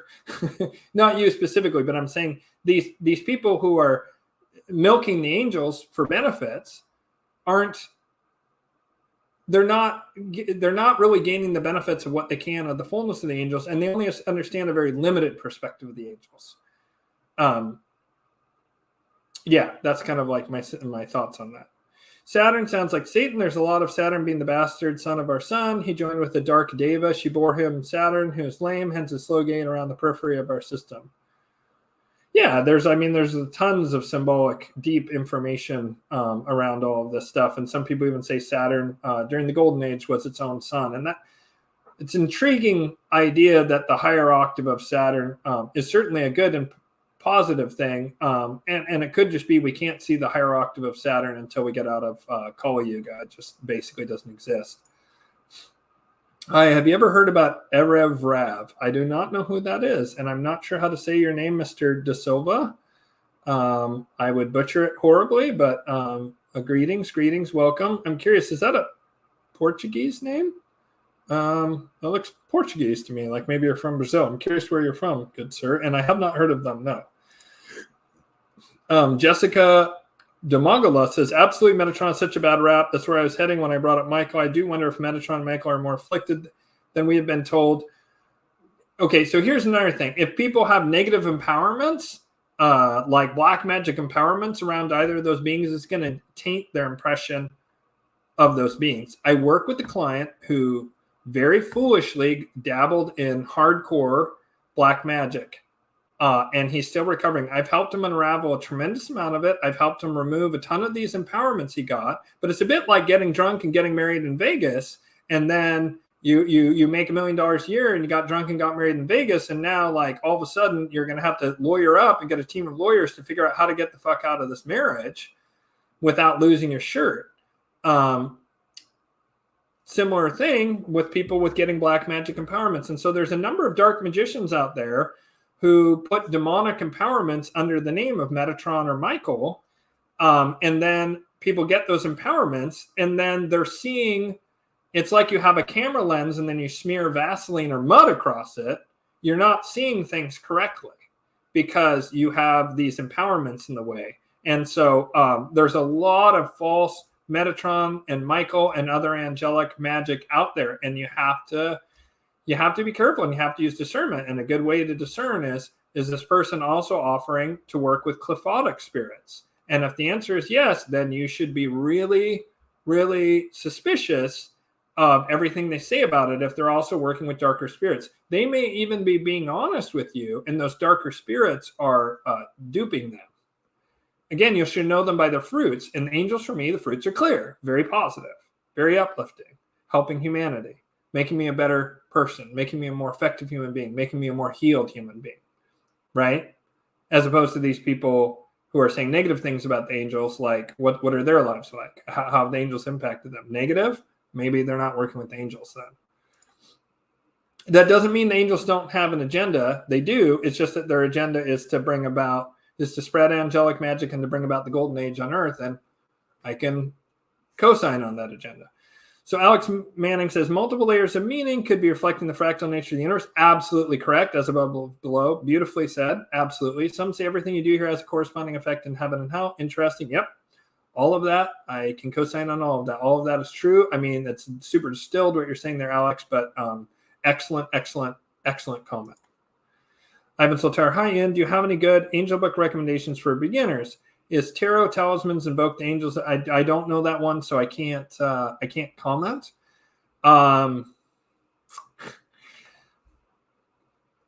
So it took me a long time to get angelic magic to work well.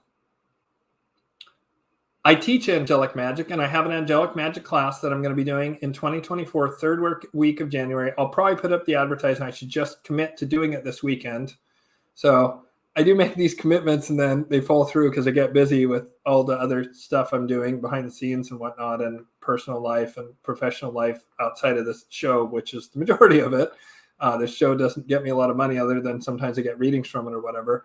I can tell you what book, but there's some caveats on it, because remember earlier how I said just mere moments ago, I said, be suspicious of people who work both sides, right?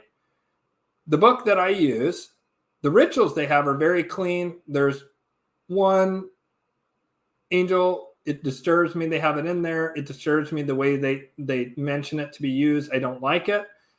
I actually, you know what? I'm not even going to say what book I use. And the reason is not just because I feel that people would be better served if they were to just take the class from me, but also because I will carry a karmic debt if I send people over to even this book I use. The author of this book, they dabble in dark magic as well.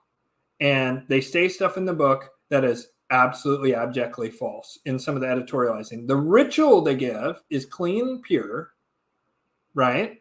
Which is just basic Solomonic theurgic magic where you invoke Arzul, then you invoke Raziel, and then you invoke the angel you want to work with and make a request. However, it is possible to use this angelic magic and to use it incorrectly. And a lot of the ways that it's been used, the angels might veto it, but just even the attempt to use it in such a way is very dangerous. And so I don't want to make a recommendation around magic to anyone other than really be careful with it. I honor your free will. Really be careful with it. But if I make a recommendation, then people go off and they use it and they see it works. It can be very tempting to use it for selfish means. It can be very tempting and easy to go from angelic magic, be a gateway drug for dark magic or selfish magic. And especially it is possible to compel angels to do stuff. Sometimes they usually can veto it. That can be damaging to you and that can lead to bad results. And the particular book I work from, I always, when I work with my students, I explain to them the parts I don't like, how not to misuse angel magic. For example, there's a lot of influence magic in this book, right? With the 72 Shem angels, there's a lot of influence magic. The thing is whenever you are binding the will of another, that's black magic by definition. So I always counsel my students, and I would say anyone who's looking into magic to do this, always add this to your request to an angel if you're working with the angel. If it is in my soul's highest good and in accordance with the divine plan of the Most High and honoring the free will of all who are involved, and then make your request, that gives angels multiple outs to not do it. The angels will very often just veto magic that would be harmful to you, whereas demons will not. Demons just ask you multiple times to be sure they have your consent, then they work the black magic on your behalf, which is kind of worse than doing it on your own, which is very challenging, but they know how to do it. And so they'll just like lead you down into a ditch right away. Most of the angelic magic books that are out there are by occultists and esoteric folks who work both sides, who are sort of gray magicians.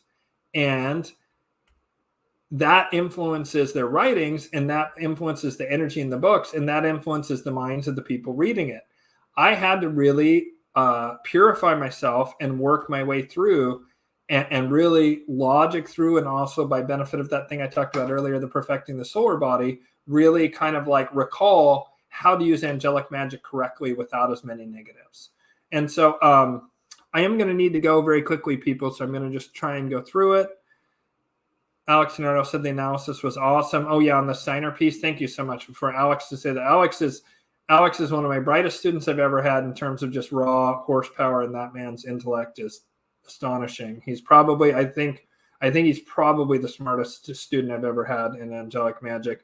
I'm not saying necessarily the most spiritually talented, although he has a lot of talent in that regard too, but the man's super high IQ. He's probably smarter than I am. What is I'm not going to say that word. Yes, of course, it's madness. It's the god of madness, or the Qliphothic spirit. I'm not going to go down in the weeds with all these dark spirits, folks. Like, that's just not the channel for that.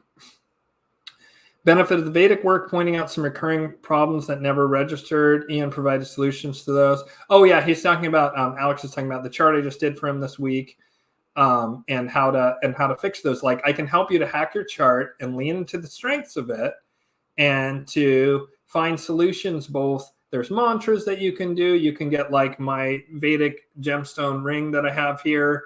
It's very expensive. I wouldn't have been able to do this without a very wealthy client offered to pay for half of it. But it's phenomenally powerful. Gemstones have an incredibly low floor. If you get a flawed gemstone, it will actually be devastating for you. So don't do that. Just don't do it. Even if it's not with me, get advice from a Vedic astrologer before trying to hack your chart with the gem. But the mantras are free. They just take time. So very low floor, but very high ceiling. They just build in power over and over the course of your life. Mantras have a very high floor. They can never do harm. And they mostly function to get rid of the negative aspects of those planet. And they add some positives. And so mantras are free, but they just do take a lot of time. But then the other thing that I learned is how to lean into the positive indication of the 6th, 8th, and 12th houses. And then you avoid the extreme negatives of those houses. And that's something that I can teach people on their charts. And that's what Alex is talking about here. So let's see, Hawkeye. Always love to see Hawkeye. I have a question about XRP just because that's on my mind right now. And feel free to totally not answer if you don't want to. Oh, no, Hawkeye, you're on here a lot, and I want to answer your question. I'm curious where you and others are keeping XRP you've purchased. Well, I'm curious what your code is to your safe and how often you leave your house. I'm just kidding, but I use a cold wallet and I store it in a Faraday bag, never connected to the internet other than when I'm transferring. Supposedly, high-level intelligence agents and perhaps organized crime can do remote hacking of cold wallets even. So even a Faraday bag. I mean, that's extra paranoid, but why not, right? If you have a lot of money in it. And then I do not use, I'm not going to say what I do use, but I do not use Ledger. Ledger has, I always felt off about them, and they've revealed that they give a backdoor to the governments. It's possible that all these things have a backdoor to the governments. I'm not as worried about that as I'm worried about that one of them will be the biggest rug pull ever and will just drain everyone's stuff. That they'll just drain everyone's accounts when you plug in your cold wallet. But you got to have a cold wallet. You can't leave it on the exchange. Any exchange can be seized, and you can't leave it on the exchange. And you don't want to try and have like a soft wallet on your computer that's begging to then be stolen from.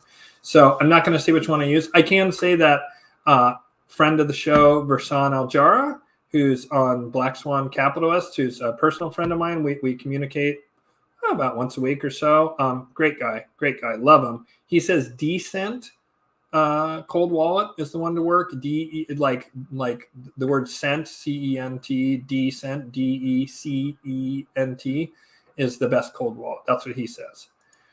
All right. So the sacred bloodlines and dark bloodlines are both white. It's just the showdowns of Caucasians, white versus white. Well, no, I mean, there's important ones like the Dragon family and some others that are in the East. But for whatever reason, the karmic culmination in this lifetime is very much centered around people who arose in the Arabic Peninsula to the Near East, like the Caucasus Mountains, the Scythian bloodlines, and there's a lot of crossover between these two groups because they occupied the exact same area. The Scythian bloodlines, the Khazarian bloodlines, the Rodonite bloodlines, all the Babylonian bloodlines, and the tribes of Judah, right? Like, and the Pharaonic bloodlines. There's a huge amount of importance on those just during this period of time. There's very important Hindu bloodlines, and some of them are from those Scythian bloodlines as well, because the Scythians went down into India. I mean, like, can there really be any doubt that that is kind of what's happening? I mean, yes, like, obviously there's important Chinese bloodlines as well, but like, where does it all hinge? It all hinges in the Middle East, Europe, Russia, and the United States, and British diaspora, right? I mean, like, you surely you see that the pivot of the world is upon those areas, and those places are mostly white. And again, a lot of the nightmare stuff has been done by white people, and they're being given a chance to redeem themselves. If you're white and you're watching this, you're being given a chance to overcome what your bloodline has done. Some people have bloodlines that haven't done anything, and they're just pretty neutral, and they just happen to be more white, and so they don't fall under this rubric. But there's a lot of people who come from slave owner bloodlines, or people who conquered the Americas. I mean, there's heavy karma in Mexican bloodlines because of the Aztecs, right? So there just is a little bit heavier karma because of the colonization period, basically the supposed exploration of the New World and the colonization worldwide. Genetically white people took on a tremendous amount of karma in the past 1,000 years. I think that's indisputable, that there is really no way to look at what's happening in the world, but there's also positive. It's very much a mix. That doesn't make white people better or worse than anyone else. It just means that they have a heavy karma they need to try and work through. And I do think that pretty much regardless, the future is probably not super white. It's probably sub-Saharan African black because they rejected the vaccine more than anyone else. I think that there's going to be way less white people and Asian people, both due to wars and the vaccines, 100 years from now, way less.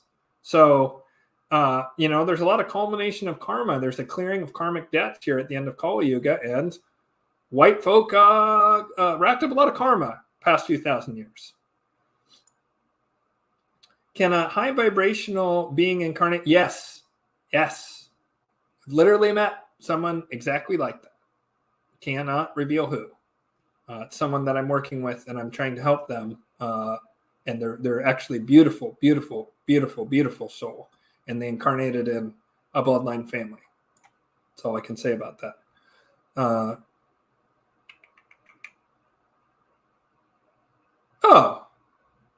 Okay. So, see, I couldn't pull that thread. Thank you, Ivan. I couldn't pull that thread of what the Ars Notoria grimoire was. There's definitely like a lot of neutral magic out there. And I do have neutral magic stuff on the shelf. I don't think I have that specific one. So, yeah, I wonder what book you were wondering. Are you talking about? Well, anyways, I'm not going to bother anymore on that. I just need to kind of work through these. Wow, they just keep growing. I feel like Reiki is the hardest for the dark side to corrupt. Even non-dual systems have been corrupted, but there's something about Reiki that seems very pure. Maybe I'm wrong. What do you think? Yeah, Reiki is very pure. It comes straight from, I would say it comes from the Most High, actually. It's just very beautiful. What's funny is Qigong people go insane about it. I think it's the Japanese-Chinese cultural hatred thing, unfortunately. They're always convinced that you're using your own energy. And I'm like, no, that's what Qigong does. Reiki gives you tap into universal energy, and they just can't grok that, and they don't like it. They also don't like that it's way easier, right? Like Qigong takes tremendous discipline, whereas Reiki just requires an attunement. I know it's a controversial topic. Oh, wow. Controversial topics. We never cover that here in White Lotus of Light. Excuse me, sir. We need to talk about how great the Taylor Swift tour is. I know it's a controversial topic, but why did, wow, you're really hitting the race stuff hard here, Stick. They're Scythian bloodlines. It's a specific sect of Atlantean survivors that fled to the Caucasus Mountains. They went through, from the North Atlantic Ridge, through the Mediterranean, up through the Bosphorus Strait, across the Black Sea, and then they settled in the Caucasus Mountains, and they brought with them a lot of the teachings of Atlantis. Other people settled in Egypt. Other people settled in India. Other people settled where the Mayans are and where the Peruvians are, and then some even went like down to the South Pacific, and Freddie Silva talks about that. Part of that is that they were getting into this a gross misunderstanding of Helena Blavatsky's work. They were on to some really interesting stuff, but meaning like they cast a very wide net for occult esoteric stuff. And they wanted to look for Atlantean stuff. They had all kinds of stuff. They were basically wanting to acquire all this occult esoteric knowledge, and they seem to me to be darker ebb of Luciferian and dipping down into Malachian as their general psychological impulse. I don't think they're quite as pure evil as were said, but I also think that they did most of the pure evil that we're told. Numbers may be different. I've been to Birkenau, Auschwitz, and I could actually see this gigantic energetic black energy grinder above the spot where the gas chambers were. The energy of that land is beyond dark. As an empath, it's the darkest place I've ever been. The only place that comes even close to it was the Vatican. DC and the city of London were pretty bad too, but the darkness of Birkenau, which is the death camp portion of Auschwitz, is impossible to overstate. They absolutely did evil stuff there. There's a multiplicity of heart chakras on Earth, but one of them is nearby in Krakow, Poland, and it was definitely an attack on that heart chakra to taint humanity. That said, the communists were pure Malachian with not even a drop of Luciferianism. And then there was a big mix in NATO, right? Like things like the firebombing of Dresden, nuking Nagasaki and Hiroshima, the way they treated German prisoners of war after the war with Eisenhower and stuff like that. So, yeah, I'm not going to talk. I'm done now talking about race-based stuff for the rest of this chat, though. I'm just going to say that because that you keep kind of hitting that point. It's starting to make me wonder why you keep hitting that point. Ars Notoria, the Grimoire of Rapid Learning by Magic Volume 1, Ars Notoria, the Method B, Medieval Angel Magic by Dr. Stephen Skinner, originally. Oh, I do have something about medieval angel magic over on the shelf, but it's not on the top shelf, so it could be the same. All right, let's see. Jessica Demogula. Ooh, Irav Rav. I hope expand on this. I don't know what you mean there, Jessica. My apologies. Hawkeye again. Hey, how's it going? With my research and practices, we don't want to reincarnate into this endless trap. The goal is to understand the physics of the soul in order to bypass this realm and go home. Hawkeye, if that's your opinion, I have an awesome recommendation for you. Advaita Vedanta and Ramana Maharshi and also Nisargadatta Maharaj. I will real quick put this up. Oops. Anyone who wants to be done with this planet, here's the answer. Ramana Maharshi is the purest teacher out there. And then there's Nisargadatta Maharaj, a modern living teacher that I like quite a lot, but I wouldn't put quite in that rarefied air, is Adyashanti. I don't feel that he's sold out. I don't feel that he's tainted himself. So there's Nisargadatta Maharaj. I am that. These books up here, right there. Do you see that? Those two books? I am that by Nisargadatta Maharaj. Beautiful.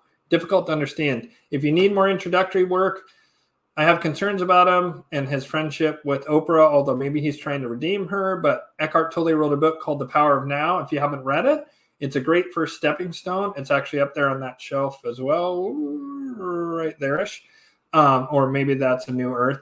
But if you read The Power of Now, my experience was once I read The Power of Now, then I could read Buddhist texts and I could read non-dual texts, and finally I could understand them. Prior to that, I could not. But that's if you want out of here, you need to be looking at the non-dual teachings. And yeah, you definitely don't want to be dabbling in magic, or else that would be not good.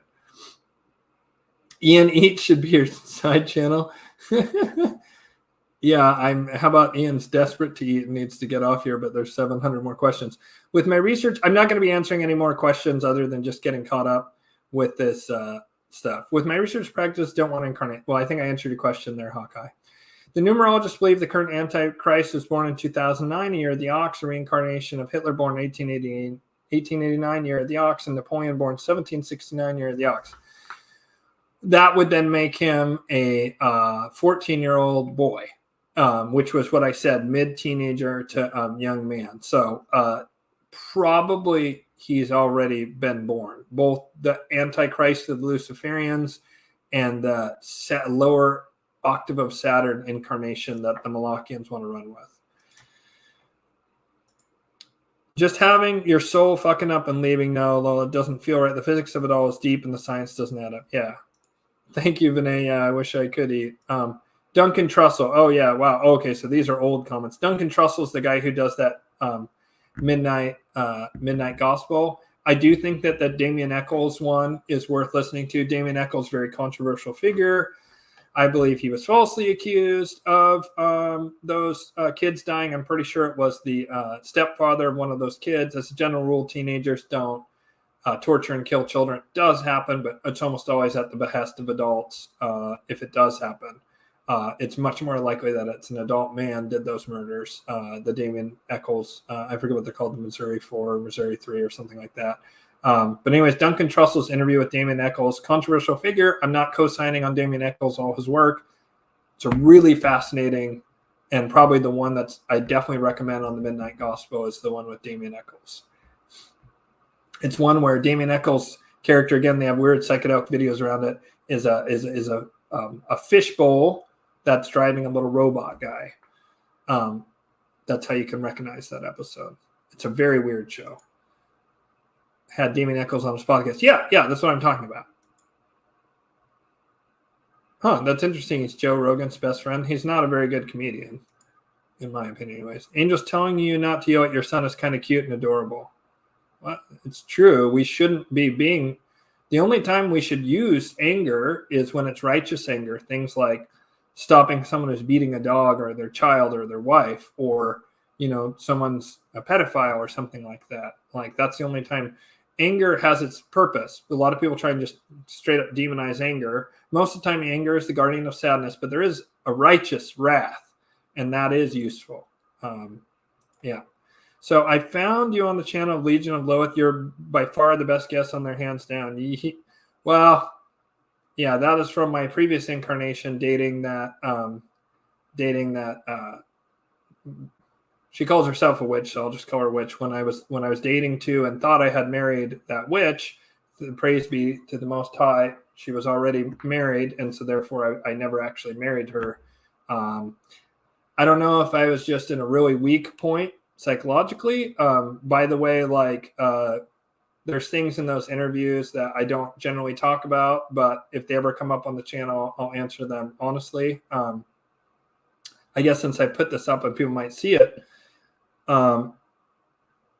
she got me to... Remember when I said earlier, I'll just admit it now. Remember when I said earlier there's someone very, very, very close to me who was protected by the angels, who channeled darker spirits? Why, he is me. I was foolish and under this woman's either literal or figurative spell, and I channeled very dark spirits, and by the grace of the Most High, it didn't crop me. I was an idiot. I was incredibly stupid. I was incredibly, incredibly, incredibly stupid, and it's a miracle. It's a miracle that I wasn't super tainted by it. And she would use me to channel dark spirits, and I channeled all the time, and she would use the material that I gave her for her own show and for other things. And she said I was the best channel she had ever seen, despite that she had been in like the magic scene for like 15 years or whatever. I just happen to be extraordinarily gifted at that. I just have a lot of gifts by the grace of the Most High. And perhaps the greatest gift is protection from my own stupidity. Instead, I learned to see, I used it as a learning experience, but I will reveal here, and Christians will run wild with this, and this will be clipped out by the flat earthers and whatever, right?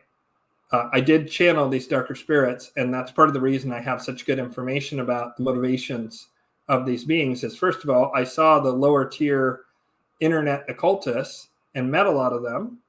I happen to really have a lot of respect for Dimitri, who runs that channel. Weirdly, I don't perceive him as evil, even though he certainly works with very dark magic. He seems to be trying to, in a non-dual way, go into the extreme darkness and then pop out the other side. I have a fondness for Dimitri and a great deal of respect for him. It was his co-host that I was, for a long time, that I was alluding to earlier, Joseph Dodery, who is the warlock who has since sought the path of redemption. After he met me, I don't think that's a coincidence. I have Pluto 0 degrees conjunct my sin. I tend to have a very transformative effect on other people. Again, it's not really me. It's just whatever, this soul's mission this time around. But so I was able to talk to these darker spirits during that period of time, and I learned a tremendous amount of their motivations. That's also how I learned that they were disparate beings, because they had wildly different motivations that were in contravention to one another. It was all very surprising and all very interesting learning, because I didn't really know anything about the darker spirits until hooking up with my ex, who was this witch. And I think that she may have used black magic on me. She claims no, but I don't think I can take her at her word. And I wish her the best. I don't want anything to do with her ever again in this life. I wish her the best. I wish her the best, but nothing to do with her anymore in this life.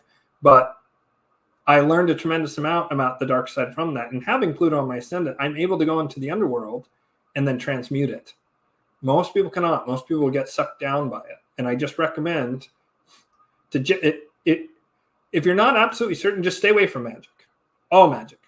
Certainly stay away from channeling or talking to spirits, or especially aliens is the worst of all. They're the most dangerous and tricky of any of these beings that you can channel.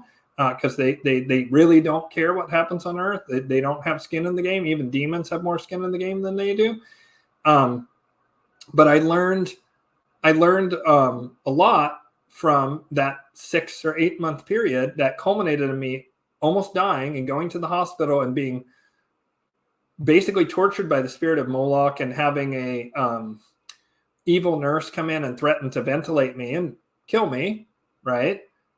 Because I was supposedly in the hospital for had COVID, right? I was in the ICU right before Christmas 2021.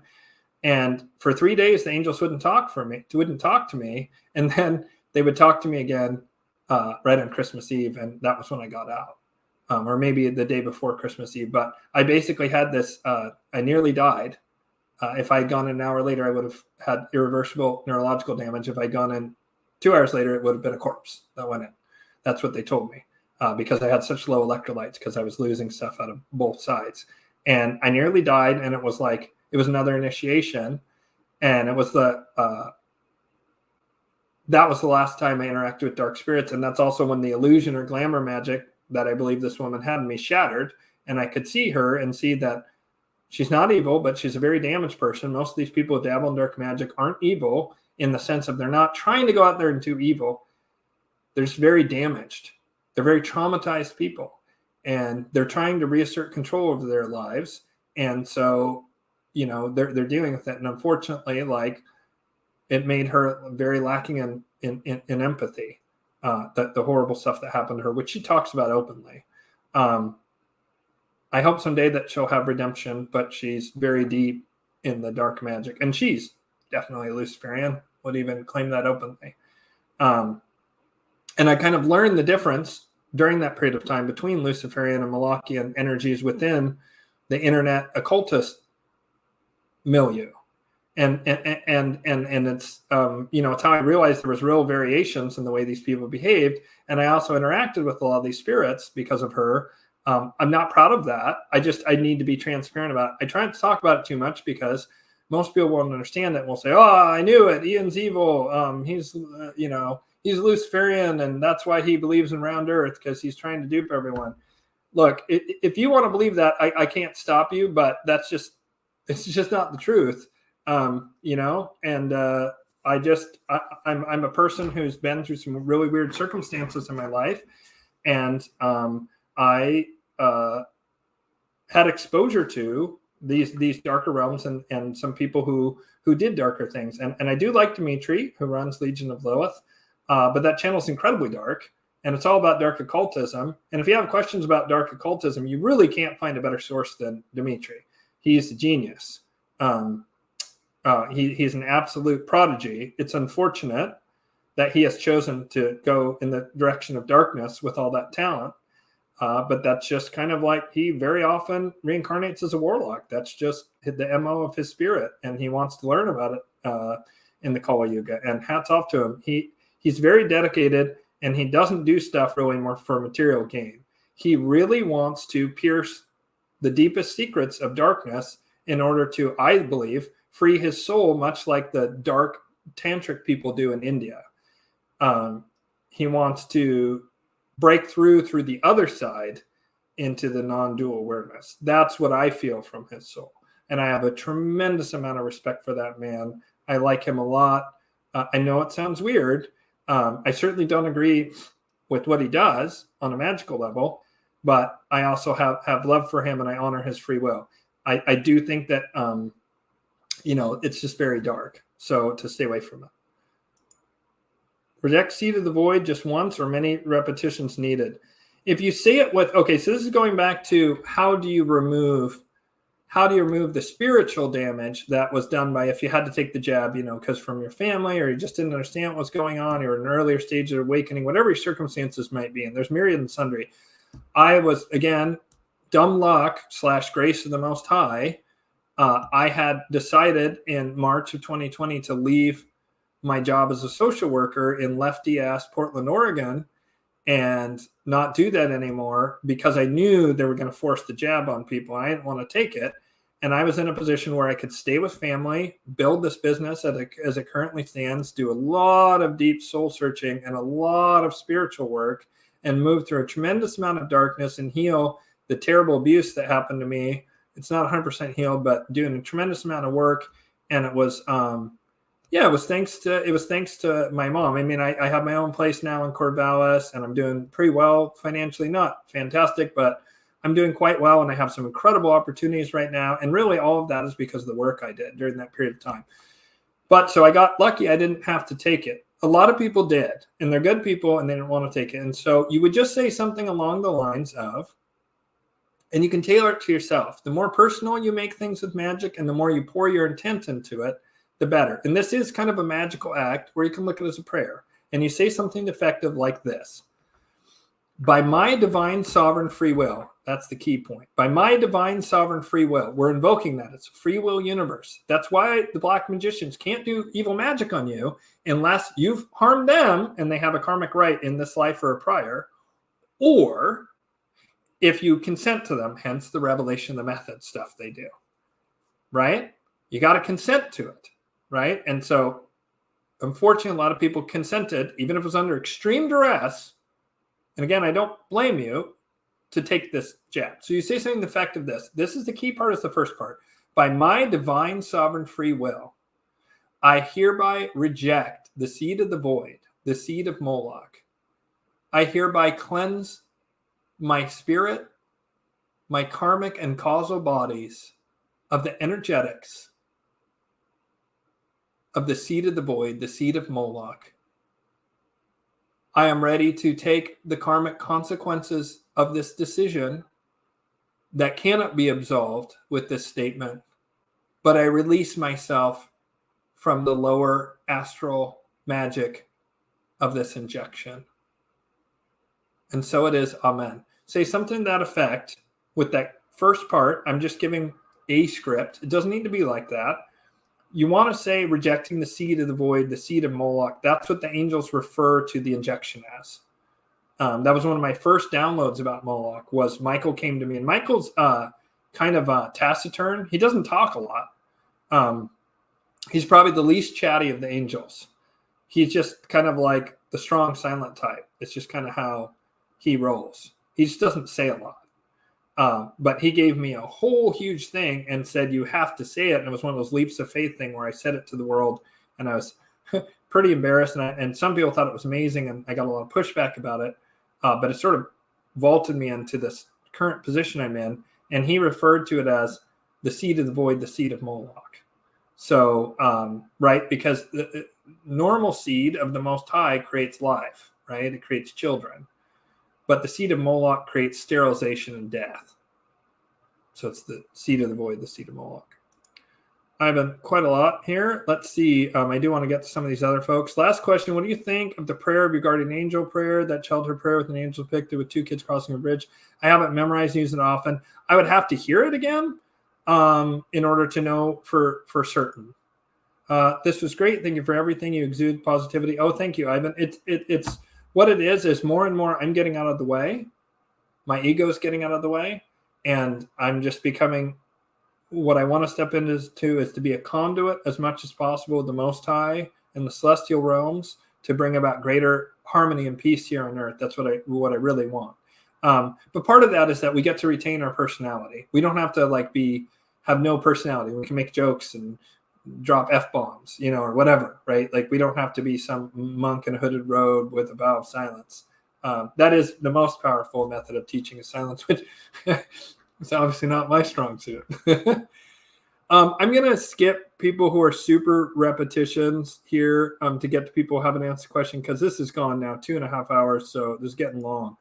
How do you classify the genie angelic aligned? Absolutely not. No. They're in their own category, and the red jinn are insanely vile and horrible and are out to destroy us far worse than the demons ever thought about being. Genie are, I have extraterrestrials as the most dangerous thing and most dubious thing to channel. And then I have genies, and then I have the qliphothic spirits, and then I have the lesser demons, and then I have like elementals and fae and things like that, or maybe probably fae and then elementals and more like super neutral, ultra neutral nature spirits. You know, and then you'd start getting the positive ones like angels and more positive gods, you know, or neutral beings like Lord Thoth, right? And the genie are incredibly dangerous and difficult. Josh, I'm gonna have to watch this 3 more times. What has been said today, let alone research the list of items generated. Thank you, Ian. Question mark. Good. Just real quick, dark pagan deities cannot work with higher order angels too? No. Nope. No.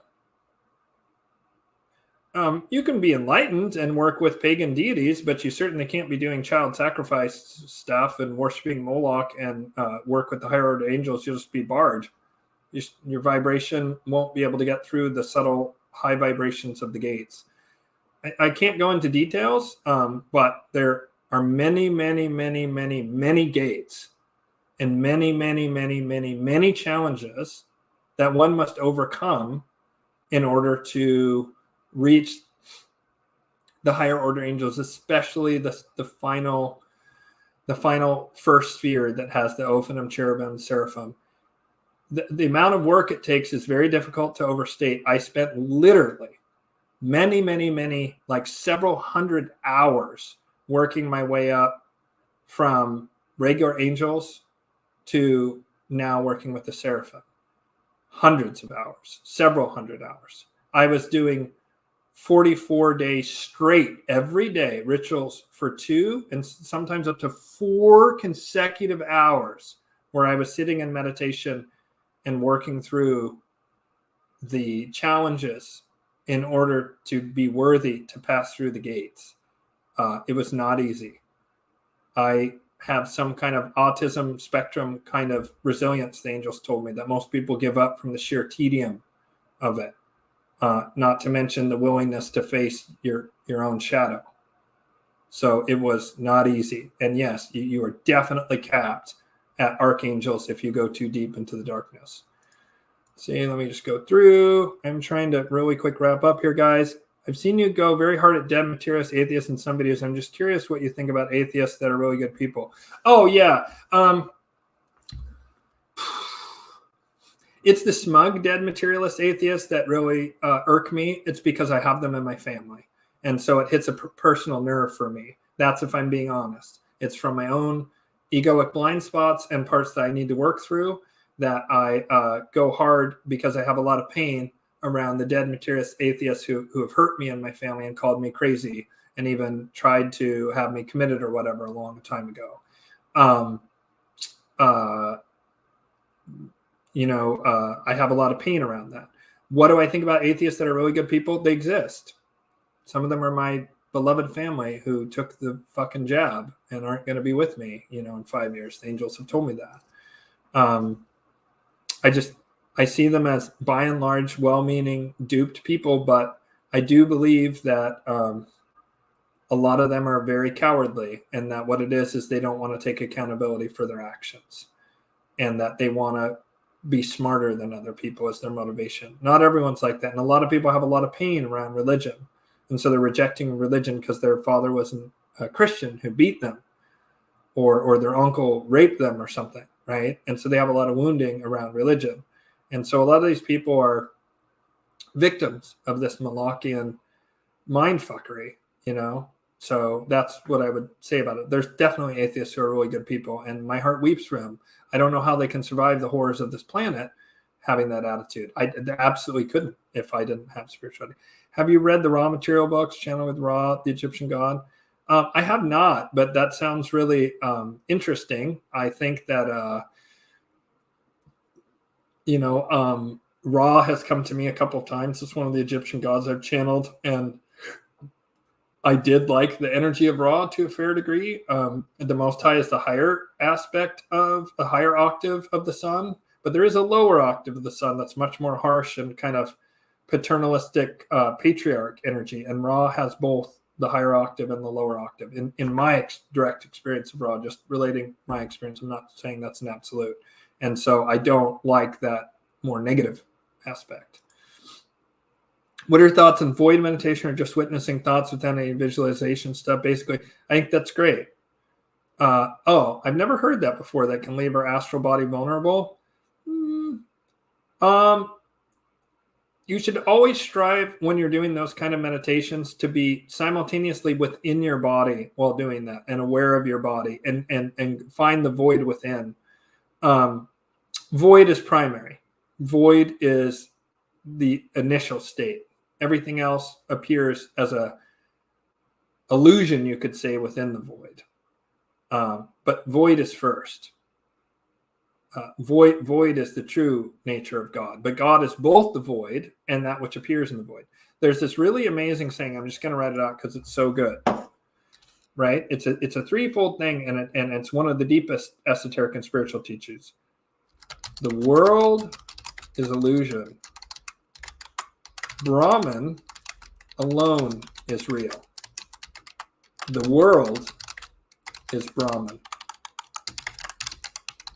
If you understand this that I'm about to put up, if you understand this deeply, then, wow, there's a hell of a lot more questions. I'm just going to have to not answer them all, which I hate to do, but the world is illusion, right? Most people are like, oh, the world's real, dead materialism, that's all there is. To recognize the world is illusion is a pretty big step in your awakening process, right? You see it repackaged in modern bullshit as the world is it's a simulation, right? Right? That's just a dead materialist explanation of this fundamental principle of reality. The world is illusion in nature. It's a dream. It's a dream of the dreamer, the creator, right? The ultimate creator God, Brahman, right? So Brahman alone is real. Brahman is that void. It's that consciousness which in everything springs into existence. A lot of spiritual seekers get stuck in that Brahman alone is real because most of the time, the reason people went to the world as illusion in the first place is because the world's painful illusion in Kali Yuga, right? It's rape, murder, torture, Epstein Island, all this nightmarish bullshit. And so people get filled with pain and they want to get out of it. And then when they find out that the world is illusion and that they can retreat into the void of that pure consciousness, they want to stay there, but that starts to create a staleness and usually an egoic superiority that lacks compassion. That's why there's that final stanza. The world is Brahman. So yes, only Brahman is real. The world is illusion. Only Brahman is real, but the world appears within Brahman and therefore it's part of Brahman. And so then it becomes complete. So then you have the Gnostic idea of the demiurge, but instead of trying to like escape, right? You come back and you become fully embodied, knowing that you're a spirit in the material world, that you're a spirit having a material experience. And from there, you're freed. You're no longer afraid of death. And because you know you're reincarnate, you know you're part of this, you know, what's truly is indestructible. And it can be incredibly freeing. And the correct thing then to do is to try and bring greater harmony and greater love to this world, right? It should be. Not everyone does that, but that's what it should be. Some people get the first two steps and they don't fully understand the third step, or they decide to the ego reconstitutes itself in a new form that can be really actually either just lacking in compassion and kind of sociopathic. You see this a lot in the New Age movement or modern wannabe Advaita Vedanta people. And they're just kind of repellent. There's something about them. It's just kind of repellent. And they tend to have gigantic egos about, I'm more spiritual than you, right? Or there can be a more dark version, the dark Gnostic reality of like, well, then I'm going to become a Saatian Frankist or evil, or just I'm going to indulge here in the worldly pleasures without any regard. And it's okay to enjoy the material world. That's part of why we're here. This extreme renunciation thing is exactly what the Buddha realized was fake when he was sitting there on the bank of the river and he was eating 3 grains of rice a day. Watch Little Buddha with Keanu Reeves. It's very cheesy and hyper distilled, but there's a lot of beautiful universal wisdom in it. Buddha's sitting there. He's down to 3 grains of rice. He's meditating by the river, washing his face, and floating by in the Ganges, there's a sitar player and his student, a master and a student. And the master says, if the string is too loose, it won't make a noise. If the string is too tight, you pluck it and it snaps. You have to have the string the right tightness, and then you strum it and a beautiful pure note emerges from it, right? So We're here to eat some nice food and have some sex, if we're lucky, right? We're here to experience the material world. That's why we fucking incarnated. We're here to learn spiritual lessons. What we need to not do is get too caught up in the material world, but also not divorce ourselves from the material world to where we can't have any compassion or good works for those who are here in the material world, and just kind of disavow our personal responsibility. Yeah, it's all illusion, right? That's an immature understanding of things. So you have to have that deeper understanding. Okay. Oh my God. I'm really wanting to get through these, but it's just looking hard. So, yeah, so that answered that. And so let's get to Jess. Hi, Jess. I haven't seen you before. I feel like I remember your name. I always like it when I have women on the channel. There's not, I actually have an interview with a great woman astrologer that I'm going to have on here. I really need to get more high quality women on the show. So I'm especially looking for female guests to come on the show and have a conversation. If people have some good ideas and that, I might want to try to get Jack. Is it O'Keefe? I can't remember her name. There's this Irish mystic, high-level spiritual woman. I'd like to get her on. I just need to get more women on the show, and so I always like it when I have female viewers, right? At least I suppose it could be a guy. I don't know. I live in a country with a weak exchange rate for the U.S. dollar. Do you have any alternative suggestions for international people to your angelic magic class and learning to work with the angels? I tell you what, I will give my caveat. Send me an email, and I will give you that book. Or just send me an email and we'll have a conversation about that. Okay, Jess? Just let's go from there. Just send me an email. Go to my website, whitelotusoflight.com, and we'll go from there. I need to make a living.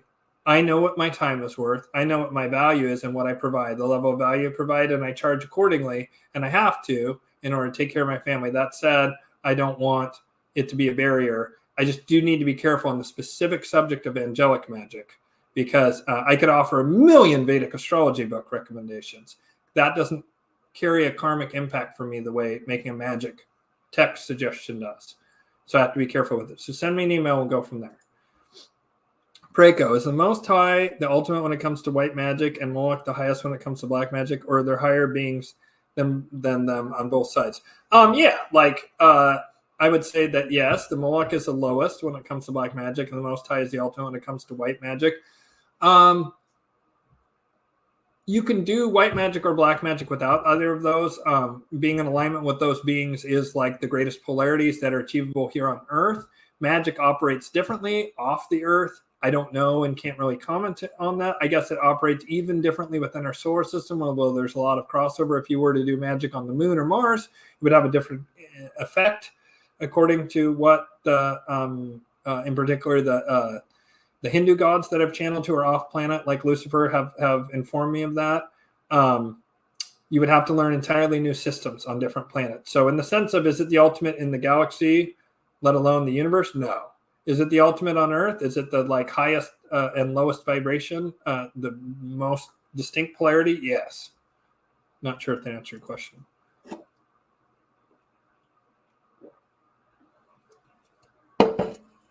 Oh, I didn't know that word, Jessica. Thanks.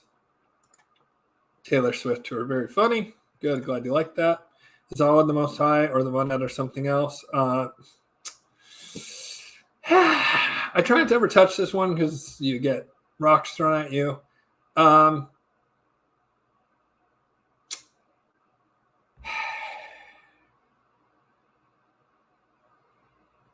It's a word that means a lot of different things to a lot of different people. And I'm just going to straight up leave it at that. People have been really trying to get me in trouble today with their questions. And I don't like to shy away from controversy, but there's certain things, that I just don't want to touch. And that's one of them.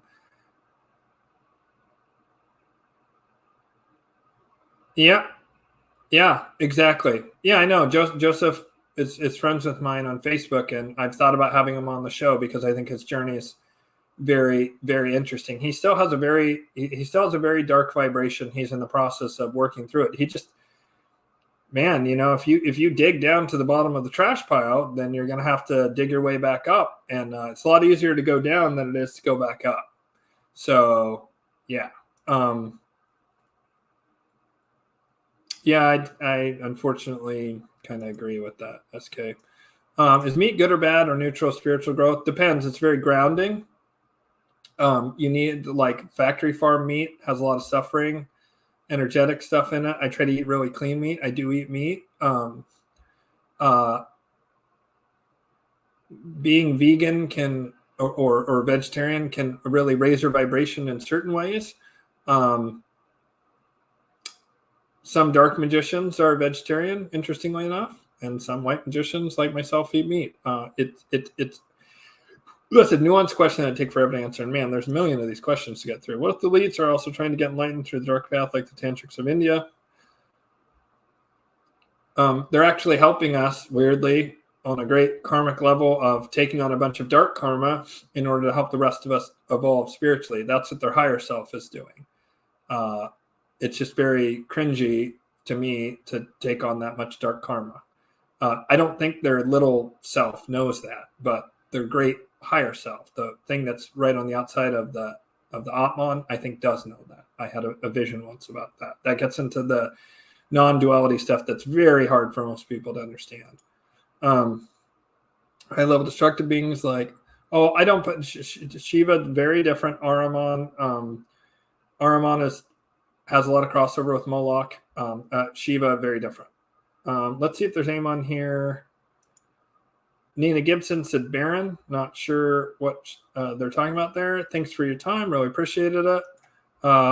Man, you have to get Joseph on here. His story can motivate a lot of people. Yeah, I could. I could get Joseph on anytime I want. He's actually asked to come on the show to share his story. I'm a little reticent to do it. I dropped a bunch of truth in this particular live stream that I felt I had to once. It's already out there that I've done some interviews from back in the day when I was in a different place and at a much lower vibration and was naively dabbling in darker things. I wasn't engaged. I didn't do any black magic. I want to be clear about that, but I did channel and commune with some darker spirits. And so I think maybe I'd be more willing to have them on now that I sort of like revealed that. And I kind of needed to anyway, because it was only a matter of time before the Flat Earth fanatics found those old interviews and clipped them. They may already exist out there, character assassination clips of me. So better just to be clean about it. I just feel a little embarrassed about it, to be honest.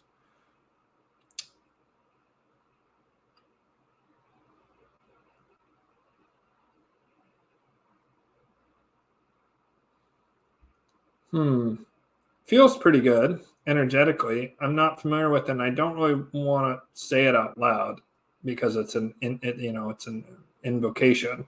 So I'm always careful with those. I try not to say them out loud. I would need to sit with that, Ivan. I'm not sure. I'm also getting quite tired here. Sort of in the same way that Ahriman's the same as Moloch. Yes, in a certain sense, but not exactly. All right. I think we're caught up here. So thanks for your time, Ian. Really appreciate it. Thank you, Vinay. I hope everyone enjoyed it.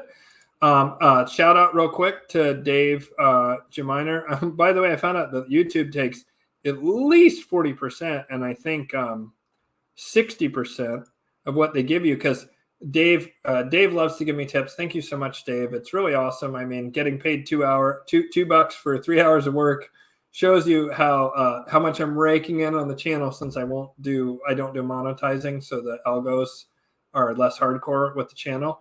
But I get to keep 98 cents of the $1.99, so slightly less than 50.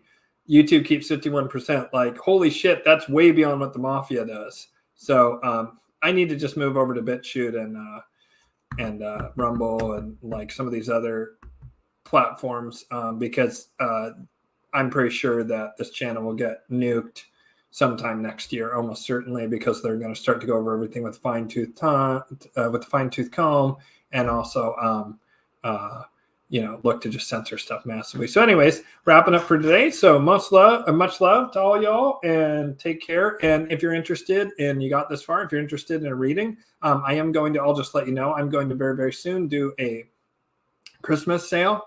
I have one reading slot left for 2023, and all the rest will be in 2024. In 2024, I am going to raise my prices because Bidenomics and massive money printing, and I'm worth that rate. And so I am going to be raising prices. And so if you want to get the current prices, better get a reading right now, lock it in now.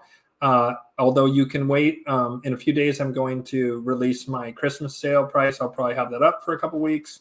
So it'll be lower than my actual rate currently, and it'll be much cheaper than it's going to be in 2024. So much love to you all. Take care and have a beautiful evening. Take care. Bye.